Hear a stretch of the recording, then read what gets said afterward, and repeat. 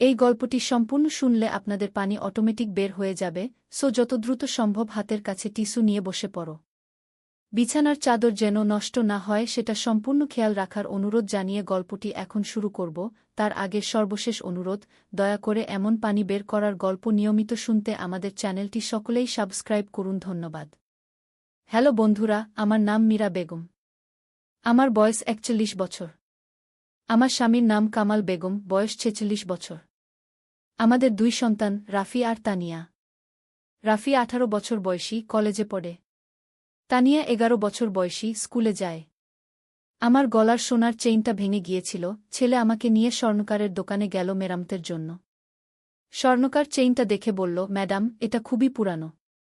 নতুন একটা কিনে নিন। ছেলে নানা ডিজাইনের চেইন দেখাতে লাগল আমাকে। একটা জোড়া রিংয়ের সামনে দাঁড়িয়ে স্বর্ণকার বলল, সাহেব, বউয়ের জন্য ম্যাচিং রিং নিবেন। ছেলে এক জোড়া রিং কিনল। দোকান থেকে বেরিয়ে আমি জিজ্ঞেস করলাম, দুটো রিং কেন? পার্কের বেঞ্চে বসে সে একটা রিং আমার হাতে দিয়ে বলল, মা, এই রিংটা তোমার জন্য। আর এটা আমার রিংটা আমার আঙুলে পরিয়ে দিতে দিতে সে বলল, এই রিং যেমন গোল, তেমনি আমাদের ভালোবাসাও অসীম। মা, আমি তোমাকে শুধু মা হিসেবে নয়, একজন নারী হিসেবে ভালোবাসি। তুমি আমার স্ত্রী হও। রিংটার উজ্জ্বল ঝিলিক আমার চোখে পড়ছিল। সে আমার হাত চেপে ধরে বলতে লাগল, মা, আমরা দূরে চলে যাই, যেখানে কেউ আমাদের পরিচয় জানবে না। তুমি আমার বউ হয়ে থাকবে। আমার হৃদয় জোরে জোরে ধুকপুক করছিল। সন্ধ্যার আলোতে রিংটা চকচক করছিল। সে বলল, মা, উত্তর দাও। তুমি কি আমাকে বিয়ে করবে? আমি হঠাৎ করে বুঝতে পারলাম যে রাফি আসলে কি বলতে চাইছে। সে আমার দিকে তাকিয়ে বলল, মা, তুমি কি জানো এই রিংটার মধ্যে কি আছে? আমি অবাক হয়ে বললাম, কি আছে? রাফি রিংটার ভিতর থেকে একটা ছোট্ট কাগজ বের করল। সেখানে লেখা ছিল একটা ঠিকানা। মা, এই ঠিকানায় আমাদের যেতে হবে। বাবা আমাকে বলেছেন তুমি যদি কখনো বিপদে পড়ো তাহলে এই ঠিকানায় যেতে। আমি আরও অবাক হয়ে গেলাম। কী রকম বিপদ? রাফি গম্ভীর হয়ে বলল, মা, বাবা গত সপ্তাহে যে ব্যবসায়িক ট্রিপে গিয়েছিলেন সেটা আসলে কোনো সাধারণ ট্রিপ ছিল না। তিনি একটা গোপন মিশনে গিয়েছিলেন। আর এখন তার সাথে কোনো যোগাযোগ নেই। আমার পা যেন মাটিতে গেড়ে গেল। তুমি কি বলছো রাফি? রাফি আমার হাত ধরে বলল, মা, বাবা আসলে একজন গোয়েন্দা। তিনি সরকারি একটা গোপন বিভাগে কাজ করেন। আর এখন তাকে কেউ অপহরণ করেছে। এই কথা শুনে আমার মাথা ঘুরতে শুরু করল। আমি বেঞ্চে বসে পড়লাম। রাফি পানির বোতল এনে আমাকে দিল। মা, তুমি ঠিক আছো তো? আমি কোনমতে বললাম, রাফি, তুমি নিশ্চিত তো? রাফি মাথা নেড়ে বলল, হ্যাঁ মা। বাবা আমাকে সব বলেছেন। তিনি জানতেন যে একদিন এরকম হতে পারে। পরের দিন সকালে আমরা সেই ঠিকানায় গেলাম। সেটা ছিল শহরের একেবারে প্রান্তে একটা পুরানো বাড়ি। বাড়িটা দেখতে খুবই সাধারণ, কিন্তু ভিতরে ঢুকে আমি অবাক হয়ে গেলাম। পুরো বাড়িটা ছিল একটা আধুনিক অফিস। কম্পিউটার, মনিটর আর নানা রকমের যন্ত্রপাতি। একজন ভদ্রলোক আমাদের স্বাগত জানালেন। তিনি বললেন, আপনি নিশ্চয়ই মীরা বেগম। আমি রহিম সাহেব, কামাল সাহেবের সিনিয়র কলিগ। আমি জিজ্ঞেস করলাম, আমার স্বামী কোথায়? রহিম সাহেব গম্ভীর হয়ে বললেন, তিনি একটা খুবই বিপজ্জনক মিশনে গিয়েছিলেন। আমাদের দেশের একটা গুরুত্বপূর্ণ গোপন তথ্য চুরি হয়ে গেছে। কামাল সাহেব সেটা উদ্ধার করতে গিয়েছিলেন। রাফি জিজ্ঞেস করল, কী ধরনের তথ্য? রহিম সাহেব বললেন, আমাদের দেশের সব পারমাণবিক চুল্লির নিরাপত্তা কোড। যদি এই তথ্য ভুল হাতে পড়ে তাহলে খুবই বিপজ্জনক হতে পারে। আমি ভয় পেয়ে বললাম, তাহলে এখন কি করতে হবে? রহিম সাহেব বললেন, আমাদের বিশ্বাস কামাল সাহেব এখনও জীবিত আছেন। কিন্তু তাকে উদ্ধার করতে আমাদের সাহায্য লাগবে। তিনি আমাদের একটা ম্যাপ দেখালেন। এই জায়গায় একটা পরিত্যক্ত কারখানা আছে। আমাদের মনে হয় কামাল সাহেবকে সেখানে রাখা হয়েছে। কিন্তু সেখানে ঢুকতে হলে আমাদের খুবই সাবধান থাকতে হবে। রাফি উৎসাহ নিয়ে বলল, আমরা কি করতে পারি? রহিম সাহেব বললেন, তোমার মাই পারবেন আমাদের সাহায্য করতে। কারণ ওই কারখানার মালিক মীরা বেগমকে চেনেন। আমি অবাক হয়ে বললাম, আমাকে চেনেন মানে? রহিম সাহেব বললেন, আপনার পূর্বের চাকরির সূত্রে। আপনি যে কোম্পানিতে কাজ করতেন সেই কোম্পানির সাথে ওই কারখানার ব্যবসায়িক সম্পর্ক ছিল। তাই আপনি সেখানে গেলে সন্দেহ হবে না। পরের দিন আমি আর রাফি সেই কারখানায় গেলাম। কারখানার গেটে একজন নিরাপত্তারক্ষী ছিল। আমি তাকে বললাম, আমি মীরা বেগম। মালিক সাহেবের সাথে দেখা করতে এসেছি। নিরাপত্তারক্ষী আমাদের ভিতরে যেতে দিল। কারখানার ভিতরে ঢুকে আমি দেখলাম যে সেখানে কোনো কাজকর্ম হচ্ছে না। সব মেশিন বন্ধ। আমরা ধীরে ধীরে ভিতরের দিকে এগিয়ে চললাম।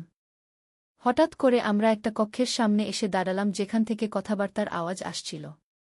আমি কান পেতে শুনলাম। একজন বলছিল, কামাল সাহেব, আপনি যদি কোডটা না দেন তাহলে আপনার পরিবারের ক্ষতি হবে। আমার হৃদয় থেমে গেল। এটা নিশ্চয়ই আমার স্বামীর কণ্ঠস্বর। তিনি বললেন, আমি কখনো দেশের সাথে বিশ্বাসঘাতকতা করব না। রাফি আমার কানে ফিসফিস করে বলল, মা, আমাদের পুলিশকে খবর দিতে হবে। কিন্তু আমি বললাম, না রাফি, এতক্ষণ অপেক্ষা করার পর পুলিশ আসতে আসতে অনেক দেরি হয়ে যাবে। আমাদের নিজেদেরই কিছু করতে হবে। আমি চারদিকে তাকিয়ে দেখলাম। কারখানার এক কোণে একটা ফায়ার অ্যালার্ম ছিল। আমি রাফিকে ইশারায় দেখিয়ে দিলাম। রাফি বুঝে গেল। সে চুপি চুপি গিয়ে অ্যালার্মটা চাপল। সাথে সাথে কান ফাটানো আওয়াজ শুরু হল। এই অ্যালার্মের আওয়াজে সবাই ছুটাছুটি শুরু করল। অপরাধীরা বুঝতে পারল না কি হচ্ছে। এই সুযোগে আমি আর রাফি সেই কক্ষের দিকে দৌড়ে গেলাম। দরজাটা খোলা ছিল। ভিতরে ঢুকে দেখি আমার স্বামী চেয়ারে বাঁধা অবস্থায় আছেন। আমি তাড়াতাড়ি তার বাঁধন খুলে দিলাম। তিনি আমাকে দেখে অবাক হয়ে বললেন, মীরা, তুমি এখানে কি করছ? আমি বললাম, পরে সব বলবো। এখন চলো এখান থেকে। আমরা তিনজন দৌড়ে কারখানার বাইরে চলে এলাম। ইতিমধ্যে ফায়ার ব্রিগেড আর পুলিশ এসে গেছে। আমার স্বামী পুলিশের কাছে সব খুলে বললেন। পুলিশ অপরাধীদের ধরে ফেলল। পরে বাড়িতে ফিরে আমার স্বামী আমার কাছে ক্ষমা চাইলেন। তিনি বললেন, মীরা, আমি তোমাকে কিছু বলিনি কারণ তোমাকে বিপদে ফেলতে চাইনি। আমি বললাম, কামাল, পরিবার মানে হলো একসাথে বিপদ মোকাবেলা করা। আমরা সবাই মিলে যে কোনো সমস্যার সমাধান করতে পারি। রাফি হেসে বলল, বাবা, আপনি তো আসল জেমস বন্ড।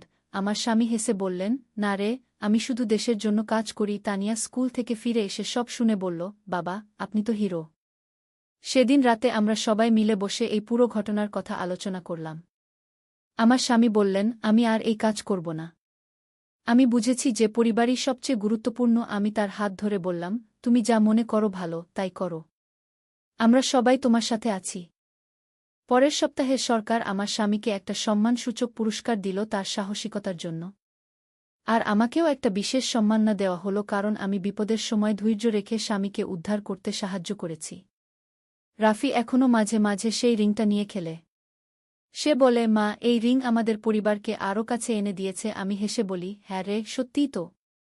কিন্তু এই গল্পের আসল রহস্য এখনও বাকি ছিল। 1 মাস পর আমরা জানতে পারলাম যে সেই স্বর্ণকারও ছিল গোয়েন্দাদের একজন। সে জানত যে আমাদের পরিবার বিপদে আছে। তাই সে ইচ্ছা করেই রাফিকে সেই বিশেষ রিং দিয়েছিল। আমি স্বর্ণকারের দোকানে গিয়ে তাকে জিজ্ঞেস করলাম, আপনি কি সব জানতেন? তিনি হেসে বললেন, ম্যাডাম, আমাদের কাজই হল দেশের মানুষকে রক্ষা করা। আপনার স্বামী একজন দেশপ্রেমিক। আর আপনিও কম যান না। সেদিন থেকে আমাদের পরিবারে একটা নতুন বন্ধন তৈরি হল। আমরা বুঝলাম যে জীবনে যত বড় বিপদই আসুক, একসাথে থাকলে সব মোকাবেলা করা যায়। রাফি এখন পুলিশের চাকরির প্রস্তুতি নিচ্ছে। সে বলে, মা, আমিও বাবার মতো দেশের সেবা করতে চাই। তানিয়া বলে, আমিও বড় হয়ে গোয়েন্দা হব। আমি হেসে বলি, আগে তোমাদের লেখাপড়া শেষ করো। আমার স্বামী এখন একটা সাধারণ অফিসে চাকরি করেন। কিন্তু মাঝে মাঝে সরকার তার পরামর্শ নেয়। তিনি বাড়িতে থেকেই সেই কাজ করেন। এই পুরো ঘটনার পর আমি বুঝেছি যে জীবন কতটা অনিশ্চিত। কিন্তু পরিবার থাকলে যে কোনো অনিশ্চয়তা মোকাবেলা করা যায়। আর সেই সোনার রিং এখনও আমার হাতে আছে। সেটা দেখলেই আমার মনে পড়ে সেই রোমাঞ্চকর দিনগুলোর কথা। রাফি মাঝে মাঝে বলে, মা, আমরা তো একটা পুরো ফিল্মের মতো অ্যাডভেঞ্চার করেছিলাম। আমি বলি, হ্যাঁ রে, কিন্তু এখন আমাদের শান্তিপূর্ণ জীবনই ভালো লাগে। তানিয়া স্কুলে গিয়ে সবাইকে বলে যে তার বাবা একজন সিক্রেট এজেন্ট ছিলেন। তার বন্ধুরা বিশ্বাস করে না। তানিয়া বলে, তোমরা বিশ্বাস না করলেও সত্যি।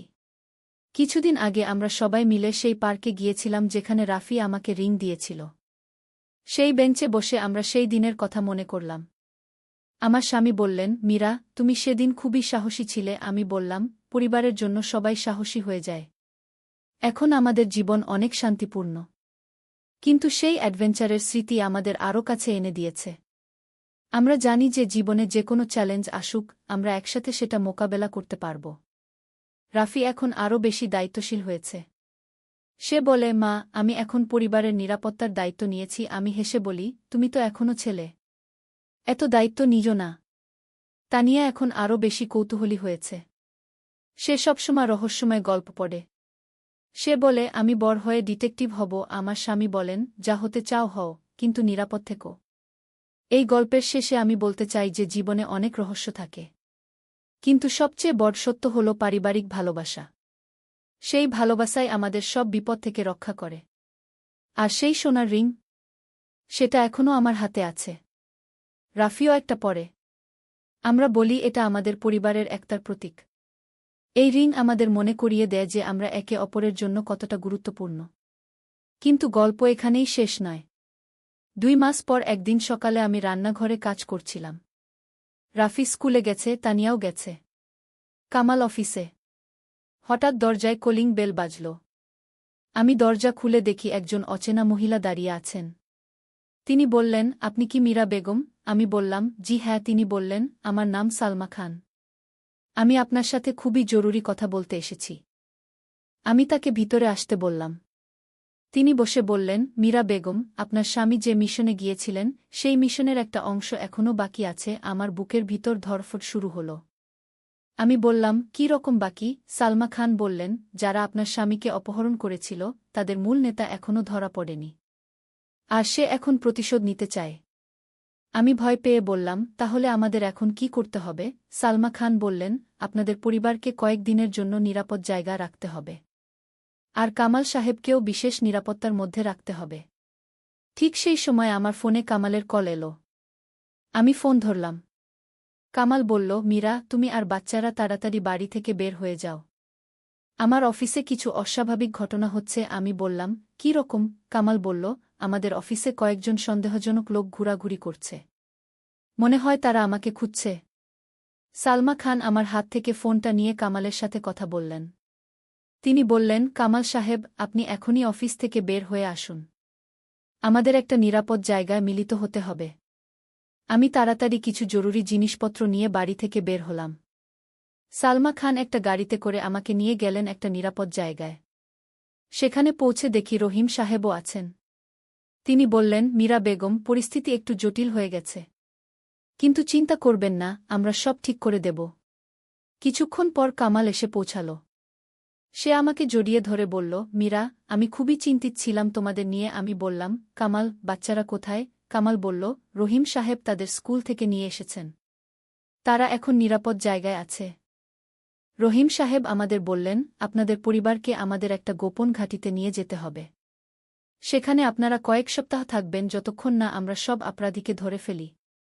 সেই গোপন ঘাঁটিটা ছিল পাহাড়ের উপর একটা সুন্দর বাংলো। সেখানে পৌঁছে রাফি আর তানিয়াকে দেখে আমি খুশি হয়ে গেলাম। রাফি বলল, মা, এটা তো অ্যাডভেঞ্চার ক্যাম্পের মতো। তানিয়া বলল, বাবা, আমরা কতদিন এখানে থাকব? কামাল বলল, বেশি দিন না, শুধু যতক্ষণ না সব ঠিক হয়ে যায়। আমি বললাম, কিন্তু আমাদের তো অফিস আর স্কুলের কাজ আছে। রহিম সাহেব বললেন, সব ব্যবস্থা করা হয়েছে।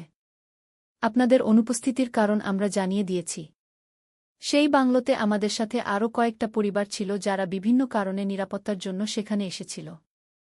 রাফি আর তানিয়া তাদের বাচ্চাদের সাথে খুব ভালো বন্ধুত্ব করল। 3 দিন পর রহিম সাহেব এসে জানালেন যে প্রধান অপরাধীকে ধরে ফেলা হয়েছে। তিনি বললেন, এখন আপনাদের কোনো বিপদ নেই। আপনারা বাড়ি ফিরে যেতে পারেন। আমরা সবাই খুশি হয়ে গেলাম। বাড়ি ফেরার আগে সালমা খান আমাকে বললেন, মীরা বেগম, আপনি খুবই সাহসী একজন মহিলা। এই কয়েক দিনে আপনি যেভাবে পরিস্থিতি সামলেছেন, তা সত্যিই প্রশংসনীয়। আমি বললাম, পরিবারের জন্য সবাই সাহসী হয়। বাড়ি ফিরে আমরা দেখলাম যে সব কিছু আগের মতোই আছে। কিন্তু এবার আমাদের বাড়িতে বিশেষ নিরাপত্তা ব্যবস্থা করা হয়েছে। কামাল বলল, মীরা, আমি প্রতিজ্ঞা করছি যে আর কখনো এমন কোনো ঝুঁকিপূর্ণ কাজ করব না। আমি তার হাত ধরে বললাম, যা ঠিক মনে করো তাই করো। আমরা সবাই তোমার সাথে আছি। রাফি এখন আরও বেশি দায়িত্বশীল হয়ে উঠেছে। সে বলে, মা, আমি এখন পরিবারের নিরাপত্তার দায়িত্ব নিয়েছি। তানিয়া বলে, আমিও। আমি হেসে বলি, তোমরা তো এখনও ছোট, এত দায়িত্ব নিজ না। কিছুদিন পর আমরা জানতে পারলাম যে সেই প্রধান অপরাধী আসলে একটা আন্তর্জাতিক চক্রের সদস্য ছিল। তারা বিভিন্ন দেশের গোপনীয় তথ্য চুরি করত। কামালের মিশন সফল হওয়ার কারণে তাদের একটা বড় পরিকল্পনা ভেস্তে গিয়েছিল। রহিম সাহেব একদিন আমাদের বাড়িতে এসে জানালেন যে কামালের কাজের স্বীকৃতিস্বরূপ সরকার তাকে একটা বিশেষ পদক দেবে। কামাল বলল, আমি একা এই পদকের দাবিদার নই। আমার পরিবার আমাকে সাহায্য করেছে। রহিম সাহেব বললেন, সেজন্যই আপনার পুরো পরিবারকে সম্মানিত করা হবে। পুরস্কার বিতরণীর দিন আমরা সবাই মিলে গেলাম। মন্ত্রী মহোদয় আমাদের পুরস্কার দিয়ে বললেন, আপনাদের পরিবার দেশের জন্য আত্মত্যাগ করেছেন। এটা খুবই গৌরবের বিষয়। রাফি আর তানিয়া খুব গর্বিত হল। সেই অনুষ্ঠানে আরও অনেক বীর পরিবারকে সম্মানিত করা হল। আমরা তাদের সাথে পরিচিত হলাম। তাদের গল্প শুনে বুঝলাম যে দেশের জন্য অনেকেই নিঃস্বার্থভাবে কাজ করেন। অনুষ্ঠানের পর আমরা সবাই মিলে একটা রেস্টুরেন্টে খেতে গেলাম। কামাল বলল, মীরা, আজ থেকে আমাদের নতুন জীবন শুরু। আর কোনো গোপনীয়তা থাকবে না। আমি বললাম, হ্যাঁ, এবার আমরা শান্তিতে থাকতে পারব। রাফি বলল, বাবা, তবু মাঝে মাঝে এমন রোমাঞ্চকর ঘটনা হলে ভালো লাগে। তানিয়া বলল, আমারও। আমি আর কামাল হেসে ফেললাম। বাড়ি ফেরার পথে আমরা সেই পার্কের পাশ দিয়ে গেলাম যেখানে রাফি আমাকে রিং দিয়েছিল। কামাল বলল, চলো একবার সেই বেঞ্চে বসি। আমরা সবাই গাড়ি থেকে নেমে সেই বেঞ্চে বসলাম। কামাল বলল, মীরা, এই কয়েক মাসে আমি বুঝেছি যে পরিবারের চেয়ে বড় কিছু নেই। আমি তার হাত ধরে বললাম, হ্যাঁ, আমরা একসাথে থাকলে যে কোনো বিপদ মোকাবেলা করতে পারি।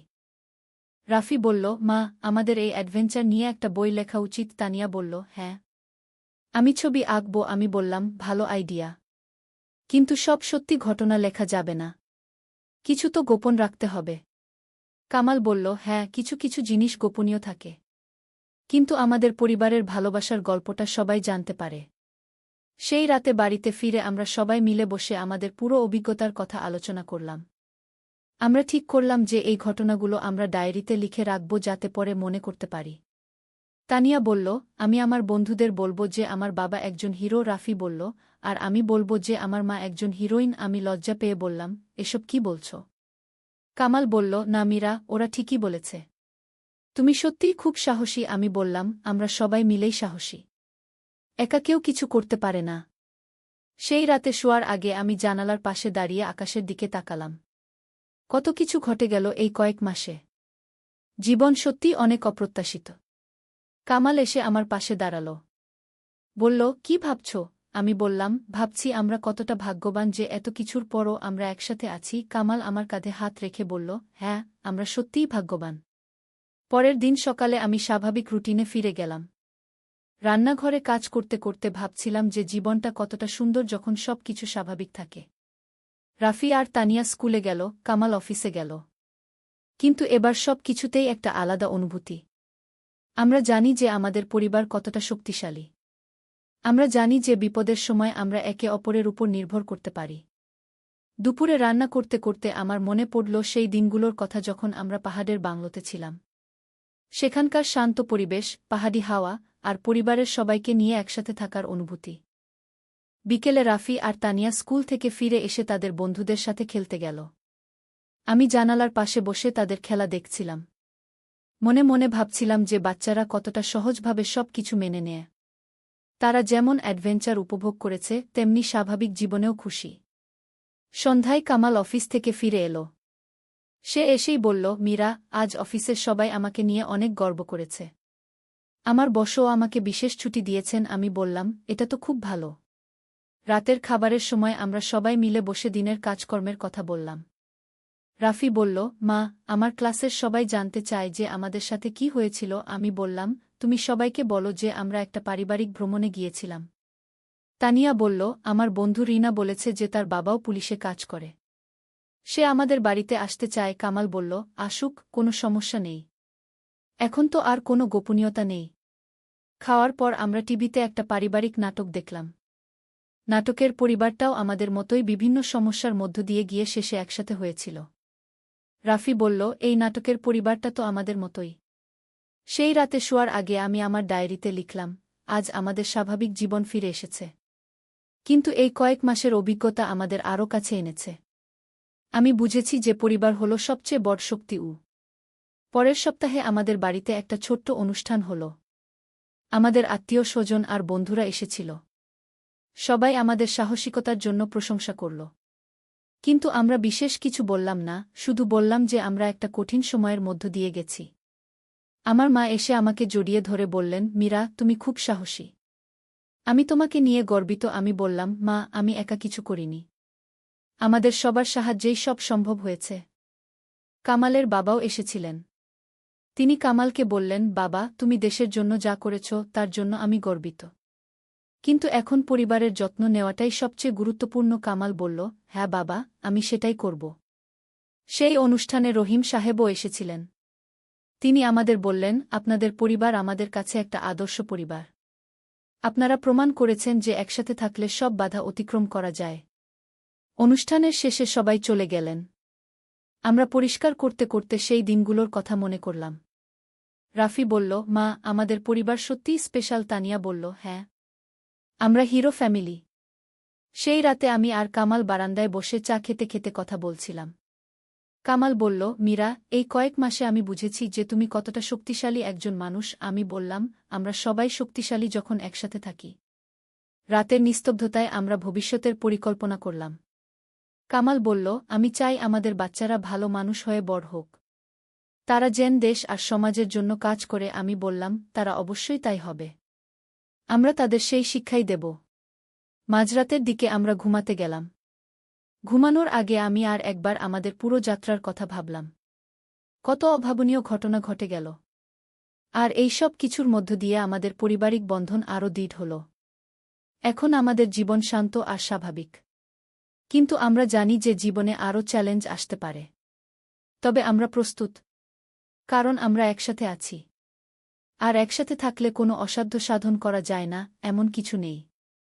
আর সেই সোনার রিং, সেটা এখনও আমাদের হাতে আছে। সেটা এখন আমাদের পরিবারের ভালোবাসা আর একতার প্রতীক। যখনই আমি রিংটা দেখি তখনই মনে পড়ে যায় সেই রোমাঞ্চকর দিনগুলোর কথা। 6 মাস পর একদিন রাফি কলেজ থেকে ফিরে এসে বলল, মা, আমাদের কলেজে একটা প্রতিযোগিতা হবে। সেখানে পরিবারের সবচেয়ে রোমাঞ্চকর গল্প বলতে হবে। আমি হেসে বললাম, তাহলে তো তুমি জিতে যাবে। রাফি বলল, কিন্তু আমি কি সব সত্যি করে বলতে পারব? কামাল বলল, না, কিছু কিছু বিষয় গোপন রাখতে হবে। তুমি সাধারণভাবে বলো। তানিয়াও এখন ক্লাস 7-এ উঠেছে। সে খুব ভালো ছাত্রী। তার বন্ধুরা প্রায়ই আমাদের বাড়িতে আসে। তারা সবাই জানে যে তানিয়ার পরিবার কিছু বিশেষ অভিজ্ঞতার মধ্য দিয়ে গেছে। কিন্তু কেউ বিস্তারিত জিজ্ঞেস করে না। একদিন সকালে আমি বাজার থেকে ফিরে এসে দেখি কামাল টিভিতে নিউজ দেখছে। আমি জিজ্ঞেস করলাম, কি খবর? কামাল বলল, আমাদের সেই মিশনের কথা নিউজে এসেছে। কিন্তু আমাদের নাম প্রকাশ করা হয়নি। আমি বললাম, এটাই ভালো। নিউজে বলা হলো যে একটি আন্তর্জাতিক গুপ্তচর বৃত্তির চক্র ভেঙে দেওয়া হয়েছে। তাদের কারণে দেশের অনেক গুরুত্বপূর্ণ তথ্য চুরি হওয়ার হাত থেকে রক্ষা পেয়েছে। রাফি নিউজ দেখে বলল, বাবা, এটা তো আপনার কাজের কথা। কামাল মাথা নেড়ে বলল, হ্যাঁ, কিন্তু এসব নিয়ে বেশি কথা না বলাই ভালো। সেই সন্ধ্যায় রহিম সাহেব আমাদের বাড়িতে এলেন। তিনি বললেন, কামাল সাহেব, আপনার কাজের জন্য দেশের অনেক উপকার হয়েছে। সরকার আপনাকে আরও একটি সম্মাননা দিতে চায়। কামাল বলল, রহিম সাহেব, আমি এখন শুধু আমার পরিবার নিয়ে থাকতে চাই। রহিম সাহেব বললেন, সেটাই ঠিক। তবে এই পুরস্কারটা নিয়ে নিন। পরের মাসে আমরা একটি সরকারি অনুষ্ঠানে গেলাম। সেখানে কামালকে একটি বিশেষ পদক দেওয়া হল। অনুষ্ঠানে আরও অনেক বীর মুক্তিযোদ্ধা আর পুলিশ অফিসার ছিলেন। আমরা তাদের অভিজ্ঞতার কথা শুনলাম। রাফি সেই অনুষ্ঠানে একজন তরুণ পুলিশ অফিসারের সাথে কথা বলল। সেই অফিসার তাকে বলল, তুমি যদি পুলিশে আসতে চাও তাহলে ভালো করে পড়াশোনা করো। আর সততা আর দেশপ্রেম থাকা জরুরি। রাফি বলল, আমি সেই চেষ্টাই করছি। বাড়ি ফেরার পথে তানিয়া বলল, বাবা, আমিও বড় হয়ে দেশের সেবা করতে চাই। কামাল বলল, তুমি যেভাবেই দেশের সেবা করো না কেন, সততার সাথে করবে। আমি বললাম, আগে তোমাদের পড়াশোনা শেষ করো। সেই রাতে আমি আর কামাল কথা বলছিলাম। কামাল বলল, মীরা, আমি মনে করি আমাদের এই অভিজ্ঞতাটা লিখে রাখা উচিত। ভবিষ্যতে বাচ্চাদের জন্য। আমি বললাম, ভালো আইডিয়া। কিন্তু সব বিস্তারিত লেখা যাবে না। কামাল বলল, হ্যাঁ, যেটুকু লেখা যায় সেটুকু লিখব। পরের সপ্তাহ থেকে আমরা আমাদের অভিজ্ঞতা একটা ডায়েরিতে লিখতে শুরু করলাম। প্রত্যেকে নিজেদের মতো করে লিখলাম। রাফি লিখল তার দৃষ্টিকোণ থেকে, তানিয়া লিখল তার মতো করে। কিছুদিন পর আমাদের পাড়ার একটা ছেলে পুলিশের চাকরি পেল। তার বাবা মা খুশি হয়ে আমাদের বাড়িতে মিষ্টি নিয়ে এলেন। তারা কামালের কাছে পরামর্শ চাইলেন। কামাল সেই ছেলেকে অনেক ভালো পরামর্শ দিল। রাফি সেই ছেলের সাথে কথা বলে আরও অনুপ্রাণিত হল। সে আমাকে বলল, মা, আমি নিশ্চিত যে আমি পুলিশে যোগ দেব। আমি বললাম, তাহলে আরও ভালো করে পড়াশোনা করো। রাফি বলল, হ্যাঁ মা, আমি সেটাই করছি। তানিয়া এখন ছবি আঁকতে খুব ভালোবাসে। সে আমাদের পুরো পরিবারের একটা ছবি এঁকেছে। সেই ছবিতে আমরা সবাই হাতে হাত ধরে দাঁড়িয়ে আছি। ছবিটা দেখে আমার খুব ভালো লাগল। একদিন সকালে আমি রান্নাঘরে কাজ করছিলাম। হঠাৎ টেলিফোনে একটা কল এলো। কল করেছেন একজন সাংবাদিক। তিনি আমাদের গল্প নিয়ে একটা প্রতিবেদন তৈরি করতে চান। আমি কামালকে জিজ্ঞেস করলাম। কামাল বলল, না, আমরা কোনো পাবলিসিটি চাই না। কিন্তু সেই সাংবাদিক বারবার ফোন করতে লাগলেন। শেষে রহিম সাহেব এসে বিষয়টা সামলালেন। তিনি সাংবাদিককে বললেন যে এই পরিবার এখন শান্তিতে থাকতে চায়। 1 বছর পর রাফি কলেজে ভর্তি হল ক্রিমিনোলজি বিষয়ে। সে বলল, মা, আমি আইন আর অপরাধ বিজ্ঞান নিয়ে পড়তে চাই। আমরা খুশি হলাম। তানিয়াও এখন হাই স্কুলে উঠেছে। সে শিল্পকলায় খুব ভালো। আমাদের জীবন এখন পুরোপুরি স্বাভাবিক। কিন্তু সেই অভিজ্ঞতার স্মৃতি আমাদের সবসময় শক্তি দেয়া। আমরা জানি যে আমাদের পরিবার কতটা শক্তিশালী। কামাল এখন তার নতুন চাকরিতে খুশি। তিনি একটা প্রাইভেট সিকিউরিটি কোম্পানিতে কনসালট্যান্ট হিসেবে কাজ করেন। বাড়িতে বসেই বেশিরভাগ কাজ করেন। মাঝে মাঝে আমরা সেই পাহাড়ি বাংলোর কথা মনে করি। একদিন আমি কামালকে বললাম, চলো একবার সেখানে ঘুরে আসি। কামাল বলল, না, সেই জায়গাটা এখন আর নিরাপদ আশ্রয়কেন্দ্র নেই। সেটা এখন একটা ট্যুরিস্ট রিসোর্ট হয়েছে। আমি হেসে বললাম, তাহলে একদিন ছুটির দিনে সেখানে বেড়াতে যাব। রাফি বলল, হ্যাঁ মা, সেটা ভালো আইডিয়া। তানিয়া বলল, আমি সেই জায়গার ছবি আঁকব। গত মাসে আমাদের বিয়ের বার্ষিকী ছিল। আমরা সবাই মিলে একটা ছোট্ট অনুষ্ঠান করলাম। আমাদের আত্মীয় স্বজন এসেছিল। সবাই বলল যে আমাদের পরিবার খুব ভালো। সেই অনুষ্ঠানে আমার মা বললেন, মীরা, তোমাদের পরিবার দেখে আমার খুব গর্ব হয়। তোমরা প্রমাণ করেছ যে একসাথে থাকলে সব সমস্যার সমাধান করা যায়। কামালের বাবাও বললেন, আমি আমার ছেলে আর পুত্রবধূকে নিয়ে খুব গর্বিত। তোমরা নিজেদের পরিবারকে রক্ষা করেছ আর দেশেরও সেবা করেছ। সেই রাতে আমরা সবাই মিলে বসে আমাদের ভবিষ্যতের পরিকল্পনা করলাম।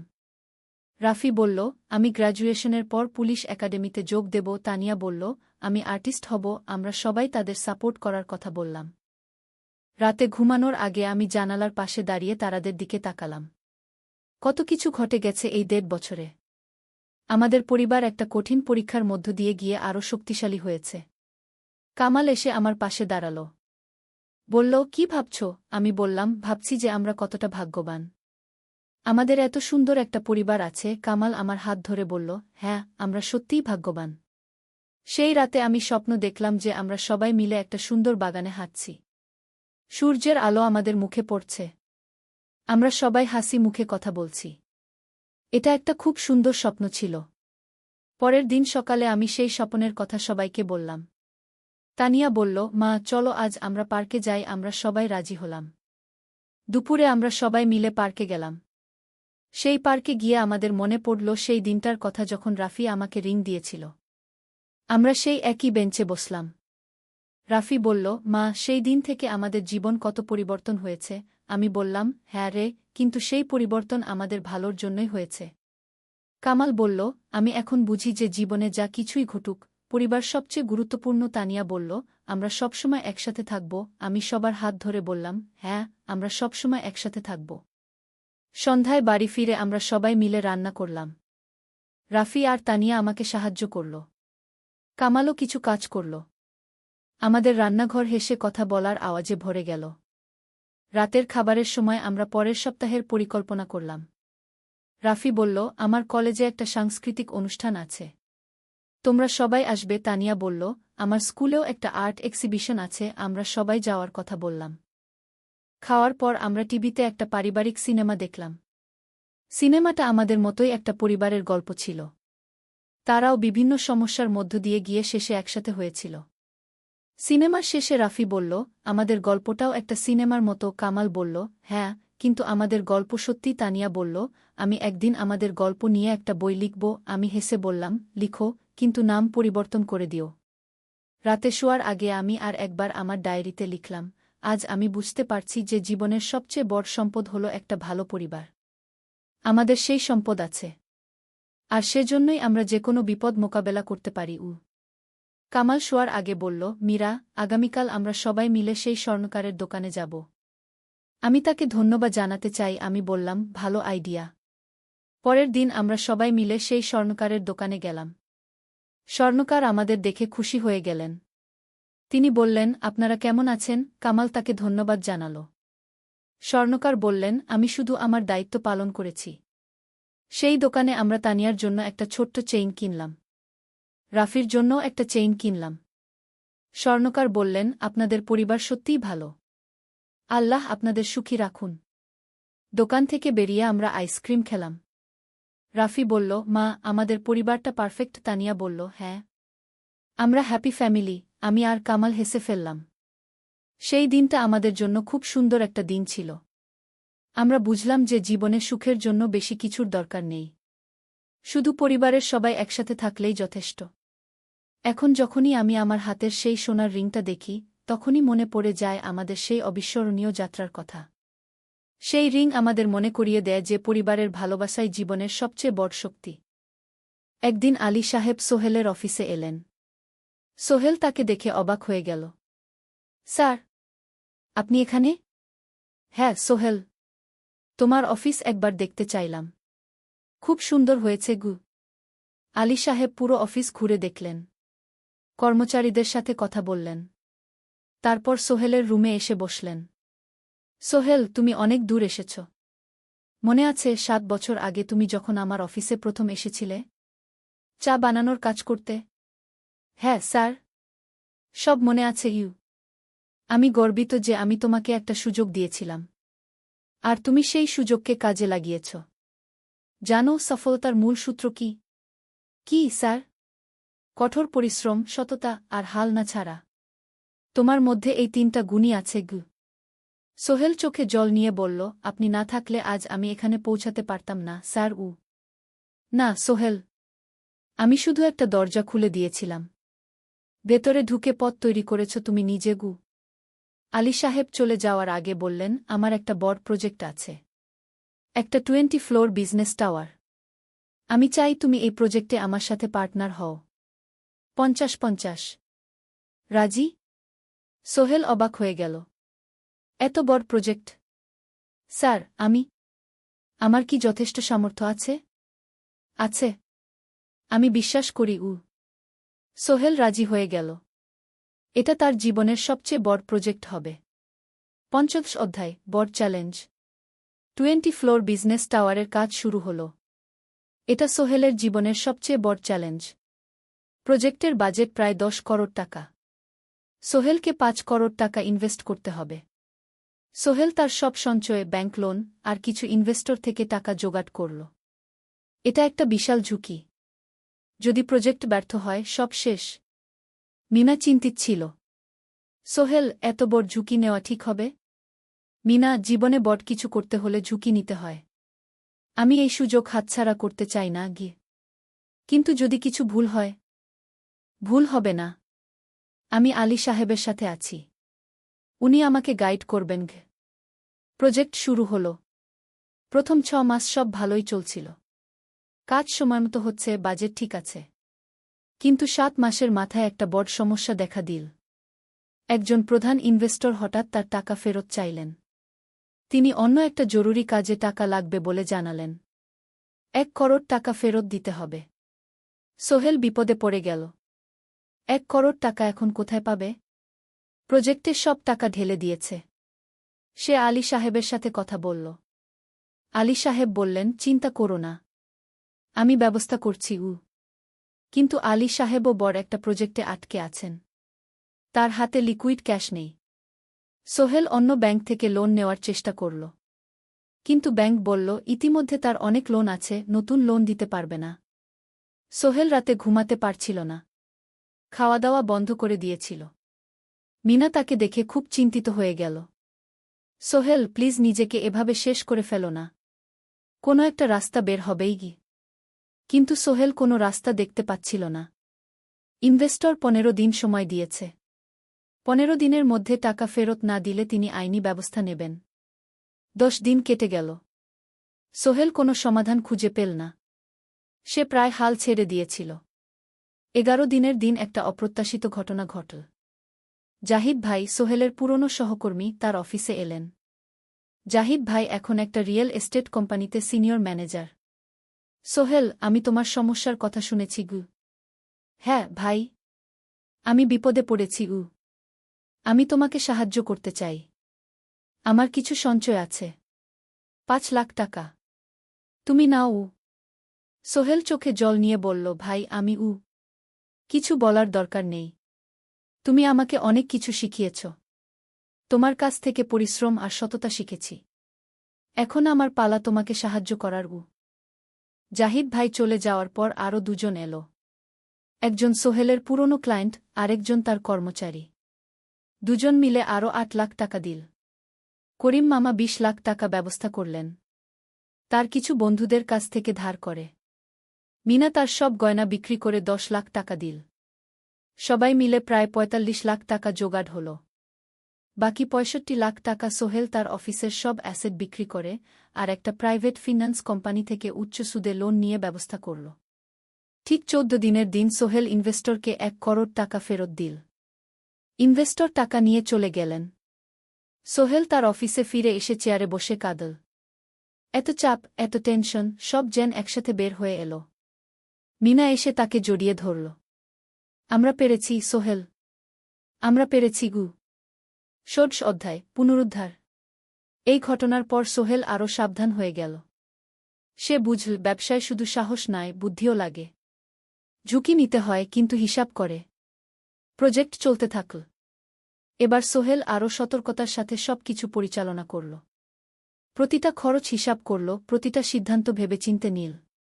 আরও 1 বছর পর 20 ফ্লোর বিজনেস টাওয়ার সম্পন্ন হল। চমৎকার বিল্ডিং, শহরের অন্যতম সুন্দর ভবন। বিল্ডিংয়ের উদ্বোধন অনুষ্ঠানে শহরের মেয়র এলেন। অনেক ব্যবসায়ী, সাংবাদিক এল। সোহেলের নাম পত্রিকায় ছাপা হল। স্বপ্নের শহরে এক তরুণ উদ্যোক্তার সফলতার গল্প। প্রজেক্ট থেকে সোহেলের লাভ হল প্রায় 2 করোড় টাকা। এই টাকা দিয়ে সে সব ঋণ শোধ করল। জাহিদ ভাইয়ের টাকা ফেরত দিল। করিম মামার ঋণ শোধ করল। যারা সাহায্য করেছিল সবাইকে টাকা ফেরত দিল। মিনার জন্য নতুন গয়না কিনল, আরও সুন্দর। তার মাকে গ্রামে একটা নতুন পাকা বাড়ি বানিয়ে দিল। মা কাঁদতে কাঁদতে বললেন, তোর বাবা বেঁচে থাকলে কত খুশি হতো। তুই আমার সব স্বপ্ন পূরণ করেছিস গে। সোহেল নিজেদের জন্য একটা ফ্ল্যাট কিনল। 4 রুমের ফ্ল্যাট, সমুদ্রের কাছে। এখন আর ভাড়া বাড়িতে থাকতে হয় না। সপ্তদশ অধ্যায়, প্রতিদান। সোহেল এখন একজন প্রতিষ্ঠিত উদ্যোক্তা। কিন্তু সে তার শেখ ভোলেনি। যে গ্রাম থেকে সে এসেছে, যারা তাকে সাহায্য করেছে, কাউকেই ভোলেনি। সে তার গ্রামে একটা স্কুল বানিয়ে দিল। সোহেল ফাউন্ডেশন স্কুল, গরিব ছেলেমেয়েরা ফ্রিতে পড়তে পারবে। ভালো শিক্ষক নিযোগ দিল। ভালো পড়াশোনার ব্যবস্থা করল। শহরে একটা ফ্রি মেডিকেল ক্লিনিক খুলল। গরিব মানুষরা ফ্রিতে চিকিৎসা পাবে। প্রতি বছর 10 জন মেধাবী কিন্তু গরিব ছাত্রছাত্রীকে স্কলারশিপ দেওয়া শুরু করল। তারা বিনামূল্যে পড়াশোনা করতে পারবে। একদিন একটা টিভি চ্যানেল সোহেলের ইন্টারভিউ নিতে এলো। আপনার সফলতার গোপন সূত্র কি? সোহেল একটু ভেবে বলল, কঠোর পরিশ্রম, সততা আর হাল না ছাড়া। এই 3টা জিনিস যদি কারো মধ্যে থাকে, সে যে কোনো কিছু অর্জন করতে পারে। আর সবচেয়ে বড় কথা, যারা আমাকে সাহায্য করেছে তাদের ছাড়া আমি কিছুই না। একা কেউ সফল হতে পারে না গি। আপনার পরবর্তী স্বপ্ন কি? আমি চাই আরও মানুষকে সাহায্য করতে। আমার মতো যারা গ্রাম থেকে শহরে আসে, তাদের জন্য একটা ট্রেনিং সেন্টার খুলব। তারা সেখানে বিভিন্ন স্কিল শিখতে পারবে, চাকরি পাবে, নিজের পায়ে দাঁড়াতে পারবে। অষ্টাদশ অধ্যায়, নতুন প্রজন্ম। আরও 5 বছর কেটে গেল। সোহেল এখন 45 বছরের। তার মেয়ে সারা এখন 9 বছরের। স্কুলে ক্লাস 4-এ পড়ে। খুব মেধাবী মেয়ে। একদিন সারা বাবাকে জিজ্ঞেস করল, বাবা, তুমি কিভাবে এত বড় হলে? আমার বন্ধুরা বলে তুমি একজন সফল মানুষ গো। সোহেল তাকে কোলে নিয়ে বসল। বাবা, তুমি জানো, তোমার দাদু ছিলেন একজন স্কুল শিক্ষক। খুব সৎ মানুষ। কিন্তু আমরা গরিব ছিলাম। আমি রিকশা চালাতাম গো। রিকশা? সত্যি? হ্যাঁ। তারপর আমি এই শহরে এলাম। অনেক কষ্ট করেছি, কিন্তু হাল ছাড়িনি। মানুষ আমাকে সাহায্য করেছে, আর আমি কঠোর পরিশ্রম করেছি। বাবা, আমিও কি তোমার মতো হতে পারব? অবশ্যই পারবে বাবা। তবে মনে রেখো, সফলতা মানে শুধু টাকা পয়সা না। সফলতা মানে ভালো মানুষ হওয়া, অন্যদের সাহায্য করা, সৎ থাকা। সারা মাথা নাডল। আমি ভালো মানুষ হব বাবা। সোহেল তার মেয়েকে জড়িয়ে ধরল। মনে মনে ভাবল, তার জীবনের সব কষ্ট সার্থক হয়েছে। মিনা রান্নাঘর থেকে ডাকল, খাবার তৈরি। এসো। সোহেল সারাকে নিয়ে ডাইনিং টেবিলে গেল। ঋতু এসেছে। সে এখন বিয়ে করেছে, তার একটা ছেলে হয়েছে। সোহেলের মা মাঝে মাঝে চট্টগ্রামে বেড়াতে আসেন। আজও এসেছেন। সবাই মিলে খেতে বসল। হাসিগল্পে ভরা পরিবার। সোহেল তাকাল তার মায়ের দিকে, মিনার দিকে, সারার দিকে, ঋতুর দিকে। মনে হল, জীবনে আর কি চাই? খাওয়া শেষে সবাই বসে রইল, গল্প করছিল। হঠাৎ সোহেলের ফোন বাজল। অফিস থেকে একটা জরুরি বিষয়। সোহেল ফোন রেখে দিয়ে মিনাকে বলল, একটা নতুন প্রজেক্টের প্রস্তাব এসেছে। একটা এতিমখানা বানানোর কাজ। সরকারি প্রজেক্ট। তুমি নেবে? অবশ্যই। এটা আমার স্বপ্নের প্রজেক্ট। যেসব বাচ্চাদের বাবা মা নেই, তাদের জন্য একটা সুন্দর জায়গা। মিনা হাসল। তুমি কখনো বদলাও না, এখনো অন্যদের কথা ভাবো। এটাই তো জীবন মিনা। শুধু নিজের জন্য বাঁচলে কি হবে? ঊনবিংশ অধ্যায়, উত্তরাধিকার। 10 বছর আরও কেটে গেল। সোহেল এখন 55 বছরের। তার চুলে পাক ধরেছে, কিন্তু শক্তি এখনও আগের মতোই। সারা এখন 19 বছরের। সে বিশ্ববিদ্যালয়ে ইঞ্জিনিয়ারিং পড়ছে। সে চায় বাবার মতো কনস্ট্রাকশন ইন্ডাস্ট্রিতে কাজ করতে। একদিন সারা বাবাকে বলল, বাবা, আমি তোমার কোম্পানিতে কাজ করতে চাই। এখনও তো তোর পড়াশোনা বাকি। জানি, কিন্তু আমি এখন থেকেই শিখতে চাই। ছুটির দিনে তোমার সাথে সাইটে যেতে চাই। দেখতে চাই কিভাবে কাজ হয়। সোহেল খুশি হয়ে গেল। তার মেয়ে তার পথ অনুসরণ করতে চায়। ঠিক আছে, কিন্তু শর্ত হল, তোকে সবকিছু নিজ থেকে শিখতে হবে। কোনো স্পেশাল ট্রিটমেন্ট পাবি না। আমি তো তাই চাই বাবাগু। সারা তার বাবার সাথে কাজ শিখতে শুরু করল। সে দেখল কিভাবে শ্রমিকরা কাজ করে, কিভাবে ম্যাটেরিয়াল বাছাই করতে হয়, কিভাবে একটা প্রজেক্ট ম্যানেজ করতে হয়। সোহেল তাকে কোনো সহজ পথ দিল না।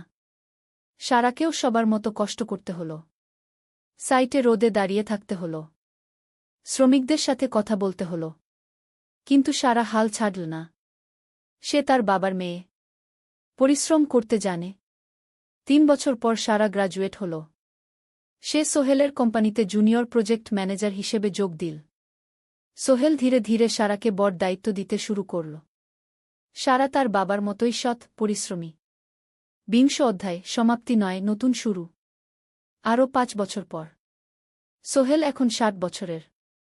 সে সিদ্ধান্ত নিল, এবার অবসর নেওয়ার সময় এসেছে। কোম্পানির দায়িত্ব সারাকে দেবে। একটা অনুষ্ঠান করা হল। সোহেল আনুষ্ঠানিকভাবে কোম্পানির চেয়ারম্যান পদ থেকে অবসর নিল। সারা হল নতুন ম্যানেজিং ডিরেক্টর। সোহেল তার বক্তব্যে বলল, আমি যখন এই শহরে এসেছিলাম, আমার পকেটে ছিল মাত্র 5,000 টাকা। একটা ছোট্ট ব্যাগ, আর অনেক স্বপ্ন। আজ 40 বছর পর আমি পেছনে ফিরে তাকাই, দেখি একটা দীর্ঘ পথ। সেই পথে অনেক কষ্ট ছিল, অনেক বাধা ছিল, কিন্তু ছিল অনেক ভালোবাসাও, অনেক মানুষের সাহায্যও। আমি বিশ্বাস করি, সফলতা একা আসে না। এটা আসে অনেক মানুষের সমর্থন, ভালোবাসা আর বিশ্বাস নিয়ে। আমি যা কিছু অর্জন করেছি, তা আমার একার না। এটা আমার পরিবারের, আমার কর্মচারীদের, আমার বন্ধুদের, সবার। আজ আমি আমার মেয়ে সারার হাতে এই দায়িত্ব তুলে দিচ্ছি। আমি জানি সে আমার চেয়ে ভালো করবে, কারণ সে শিখেছে আমার ভুল থেকে, আমার অভিজ্ঞতা থেকে। অনুষ্ঠান শেষ হল। সবাই চলে গেল। সোহেল আর মিনা অফিসে একা দাঁড়িয়ে রইল। মিনা, মনে আছে আমরা প্রথম কখন দেখা হয়েছিলাম? হ্যাঁ, তোমার সেই ছোট্ট মুদি দোকানে। তুমি বিস্কুট কিনতে এসেছিলে। কে ভেবেছিল সেই দিন থেকে আমাদের এই পর্যস্বপ্নের শহর। প্রথম অধ্যায়, যাত্রা শুরু। সকাল ৭টা বেজে গেছে। ঢাকার কমলাপুর রেলস্টেশনে মানুষের ভিড়। চারদিকে চা বিস্কুট বিক্রেতাদের চিৎকার, ট্রেনের হর্ন আর যাত্রীদের কোলাহল। এই বিশাল ভিড়ের মধ্যে একটা ছোট্ট ব্যাগ হাতে দাঁড়িয়ে আছে সোহেল। বয়স মাত্র ২২। গায়ের রং শ্যামলা, চোখে স্বপ্নের ঝিলিক। ভাইজা, চট্টগ্রামের টিকিট আছে? সোহেল টিকিট কাউন্টারের সামনে দাঁড়িয়ে জিজ্ঞেস করল। আছে। ৩০ টাকা। কাউন্টারের লোকটা উত্তর দিল। সোহেল তার পকেট থেকে টাকা বের করল। মোট ৫,০০০ টাকা। এই টাকা সে জমিয়েছে গত ৩ বছরে রিকশা চালিয়ে। তার স্বপ্ন ছিল চট্টগ্রাম গিয়ে একটা ভালো চাকরি পাওয়া। গ্রামে আর থাকতে চায় না সে। বাবা মারা গেছেন ১০ বছর আগে। মা আর ছোট বোন ঋতুকে নিয়ে সংসার চালাচ্ছিল রিকশা চালিয়ে। কিন্তু এভাবে তো আর সারা জীবন চলবে না। টিকিট কেটে সোহেল প্ল্যাটফর্মে এল। ট্রেন ছাড়বে আর মাত্র ১৫ মিনিট পরে। সে একটা বেঞ্চে বসে পড়ল। ব্যাগটা বুকের কাছে চেপে ধরল। এই ব্যাগে আছে তার সব সম্পদ, কিছু কাপড়, একটা ছোট্ট ফটো ফ্রেমে বাবা মায়ের ছবি, আর কিছু টাকা। কোথায় যাচ্ছেন? পাশে বসা একজন বয়স্ক মানুষ জিজ্ঞেস করলেন। চট্টগ্রাম কাকা। চাকরি খুঁজতে যাচ্ছি কি? সোহেল বিনয়ের সাথে উত্তর দিল। ভালো। তবে শহরে সাবধানে থাকবেন। শহর মানে অনেক সুযোগ, কিন্তু অনেক ফাঁদও আছে। বয়স্ক লোকটা বললেন। সোহেল মাথা নাড়ল। সে জানে শহরের জীবন সহজ না। কিন্তু তার কোনো বিকল্প নেই। গ্রামে রিকশা চালিয়ে মাসে ৩,৫০০ টাকা আয় হতো। তার মধ্যে সংসার চালাতে হতো, বোনের স্কুলের খরচ দিতে হতো, মায়ের ওষুধের খরচ দিতে হতো। কিছুই বাঁচত না। আর এই জীবন থেকে বেরোনোর একটাই পথ, শহরে গিয়ে ভালো কাজ খুঁজে নেওয়া। সোহেল মনে মনে ভাবল তার বাবার কথা। বাবা ছিলেন একজন স্কুল শিক্ষক। খুব সৎ মানুষ ছিলেন। সবসময় বলতেন, সোহেল, তুই লেখাপড়া শিখে বড় মানুষ হবি। আমাদের পরিবারে আর কেউ বড় চাকরি করেনি। তুই করবি। কিন্তু বাবা যখন মারা গেলেন তখন সোহেল মাত্র এসএসসি পরীক্ষা দিয়েছে। ফলাফল ভালো হয়েছিল, জিপিএ অর্ধচতু। কিন্তু বাবার মৃত্যুর পর আর পড়া হল না। পরিবারের দায়িত্ব নিতে হল। ট্রেন ছাড়ল। সোহেল জানালার পাশে বসে বাইরে তাকাল। ধানক্ষেত, নদী, ছোট ছোট গ্রাম, সব পেছনে ফেলে ট্রেন এগিয়ে চল। সোহেলের মনে হল সে যেন তার পুরনো জীবনটাকেও পেছনে ফেলে আসছে। ট্রেনে একজন হকার এসে চা বিক্রি করছিল। সোহেল একটা চা কিনল। ১০ টাকা। চা খেতে খেতে সে ভাবছিল, চট্টগ্রাম পৌঁছে কি হবে? করিম মামা তাকে সাহায্য করবেন তো? চাকরি পাওয়া যাবে তো? করিম মামা আসলে সোহেলের খুব দূর সম্পর্কের মামা। সোহেলের দাদির বোনের ছেলে। অনেক বছর আগে গ্রাম ছেড়ে চট্টগ্রামে চলে গিয়েছিলেন। সেখানে একটা কনস্ট্রাকশন কোম্পানিতে কাজ করেন। বছরে একবার দুবার গ্রামে আসতেন। গত বছর যখন এসেছিলেন তখন সোহেলের মাকে বলেছিলেন, সোহেলকে চট্টগ্রাম পাঠান। আমি একটা কাজের ব্যবস্থা করে দেব। সেই কথাতেই ভরসা করে সোহেল আজ এই যাত্রা। দ্বিতীয় অধ্যায়, নতুন শহর। চট্টগ্রাম পৌঁছাতে প্রায় ৬ ঘণ্টা লেগে গেল। দুপুর ১টা বাজে। সোহেল স্টেশন থেকে বের হয়ে শহরের রাস্তায় দাঁড়াল। কি বিশাল শহর! এত গাড়ি, এত মানুষ। চারদিকে উঁচু উঁচু বিল্ডিং, দোকানপাট, মানুষের ভিড়। সোহেল কিছুক্ষণ দাঁড়িয়ে থাকল সব কিছু দেখতে দেখতে। তার মনে হচ্ছিল সে যেন অন্য কোনো পৃথিবীতে এসে পড়েছে। তার পকেটে একটা ছোট্ট কাগজ আছে। সেখানে লেখা একটা ঠিকানা, করিম মিয়া, বাড়ি নং ২৩, রোড নং ৫, আগ্রাবাদ, চট্টগ্রামকে। সোহেল একটা রিকশা ডাকল। কত নেবেন আগ্রাবাদ যেতে? ৫০ টাকা। সোহেল রিকশায় উঠল। রাস্তার দুধারে দোকান, মার্কেট, অফিস, সব কিছু দেখতে দেখতে সে অবাক হয়ে গেল। এত বড় শহর, এত কিছু! গ্রামের সেই ছোট্ট বাজারের সাথে কোনো তুলনাই হয় না। প্রায় আধা ঘণ্টা পর রিকশা একটা পুরনো বাড়ির সামনে থামল। ৩ তলা বাড়ি, কিন্তু রং উঠে গেছে। সিঁড়ি দিয়ে উঠে ৩য় তলায় করিম মামার ফ্ল্যাটে নক করল। দরজা খুলল এক মধ্যবয়সী মহিলা। কে? আসসালামু আলাইকুম আপা। আমি সোহেল। নোয়াখালীর গ্রাম থেকে এসেছি। করিম মামা বাড়িতে আছেন? মহিলা তাকে মাথা থেকে পা পর্যন্ত দেখল। করিম তো অফিসে গেছে। তুমি কে? কোথা থেকে এসেছ? সোহেল সব খুলে বলল। মহিলা তাকে ভেতরে ঢুকতে দিল। বসো। করিম সন্ধ্যায় ফিরবে। ফ্ল্যাটটা ছোট, দুটো রুম, একটা ছোট্ট রান্নাঘর আর একটা বাথরুম। কিন্তু সোহেলের কাছে খুব সুন্দর লাগল। গ্রামের সেই টিনের ঘরের চেয়ে তো অনেক ভালো। মহিলা, তার নাম জানাল সালমা, করিম মামার স্ত্রী। তাদের দুটো ছেলে, একজন ক্লাস 8-এ পড়ে, আরেকজন ক্লাস 5-এ। খেয়েছ? সালমা আপা জিজ্ঞেস করল। না আপাগু। অপেক্ষা করো, ভাত আছে, মাছ আছে, খাও। সোহেল প্রথমে রাজি হতে চাইল না, কিন্তু খুব খিদে পেয়েছিল। সকাল থেকে শুধু একটা চা আর বিস্কুট খেয়েছে। খাওয়া দাওয়ার পর সোহেল বসে রইল। সালমা আপা তাকে গল্প করতে লাগল। তোমার মা কেমন আছেন? তোমার বোন? ভালো আছে আপা। মার একটু গেটে বাত আছে, ওষুধ খাচ্ছেন। বোন স্কুলে পড়ে। তুমি কি করতে চাও এখানে? চাকরি খুঁজছি আপা, যে কোনো কাজ করব। বাসায় মা আর বোনকে টাকা পাঠাতে হবে। সালমা আপা মাথা নাড়ল। করিম তোমার জন্য কিছু একটা করবে, সে ভালো মানুষ। সারাদিন অপেক্ষা করু সোহেল। সন্ধ্যা 6টায় করিম মামা ফিরলেন। 50-এর কাছাকাছি বয়স, কালো রঙের প্যান্ট শার্ট পরা, হাতে একটা ব্যাগ। আরে সোহেল, কবে এলি? করিম মামা খুশি হয়ে বললেন। আজ সকালে মামা। করিম মামা তাকে জড়িয়ে ধরলেন। অনেকদিন পর দেখলাম। কেমন আছিস? ভালো আছি মামাগি। ভালো করেছিস এসে। এখানে অনেক সুযোগ আছে। তোর জন্য একটা কাজের ব্যবস্থা করে দেব। তবে প্রথমে কয়েকদিন এখানে থাক। শহরটা একটু চিনে নে, তারপর কাজে যোগ দিবি। সোহেলের মনে আসার আলো জ্বল। সে ভাবল হয়তো তার ভাগ্য এবার পাল্টাবে। 3য় অধ্যায়, প্রথম চাকরি। 1 সপ্তাহ পরে করিম মামা সোহেলকে তার কোম্পানিতে নিয়ে গেলেন। কোম্পানির নাম আলামিন কনস্ট্রাকশন। অফিসটা শহরের কেন্দ্রে, 5 তলা একটা বিল্ডিংয়ের দোতলায়। মালিক আলী সাহেব, 50-এর কাছাকাছি বয়স, মোটা চেহারা, চোখে সোনার ফ্রেমের চশমা। বড়লোক মানুষ, কিন্তু খুব কড়া। এই ছেলেটাকে কি কাজে লাগাবেন? আলী সাহেব করিম মামাকে জিজ্ঞেস করলেন।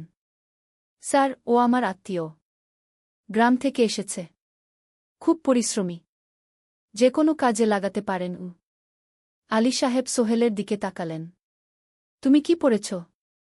Sir, SSC pass. জিপিএ অর্ধচতু। হুম, ভালো। কম্পিউটার চালাতে পারো? না স্যার, পারি না, কিন্তু শিখতে চাই। আলী সাহেব একটু ভাবলেন। ঠিক আছে, তোমাকে অফিসের কাজে রাখব।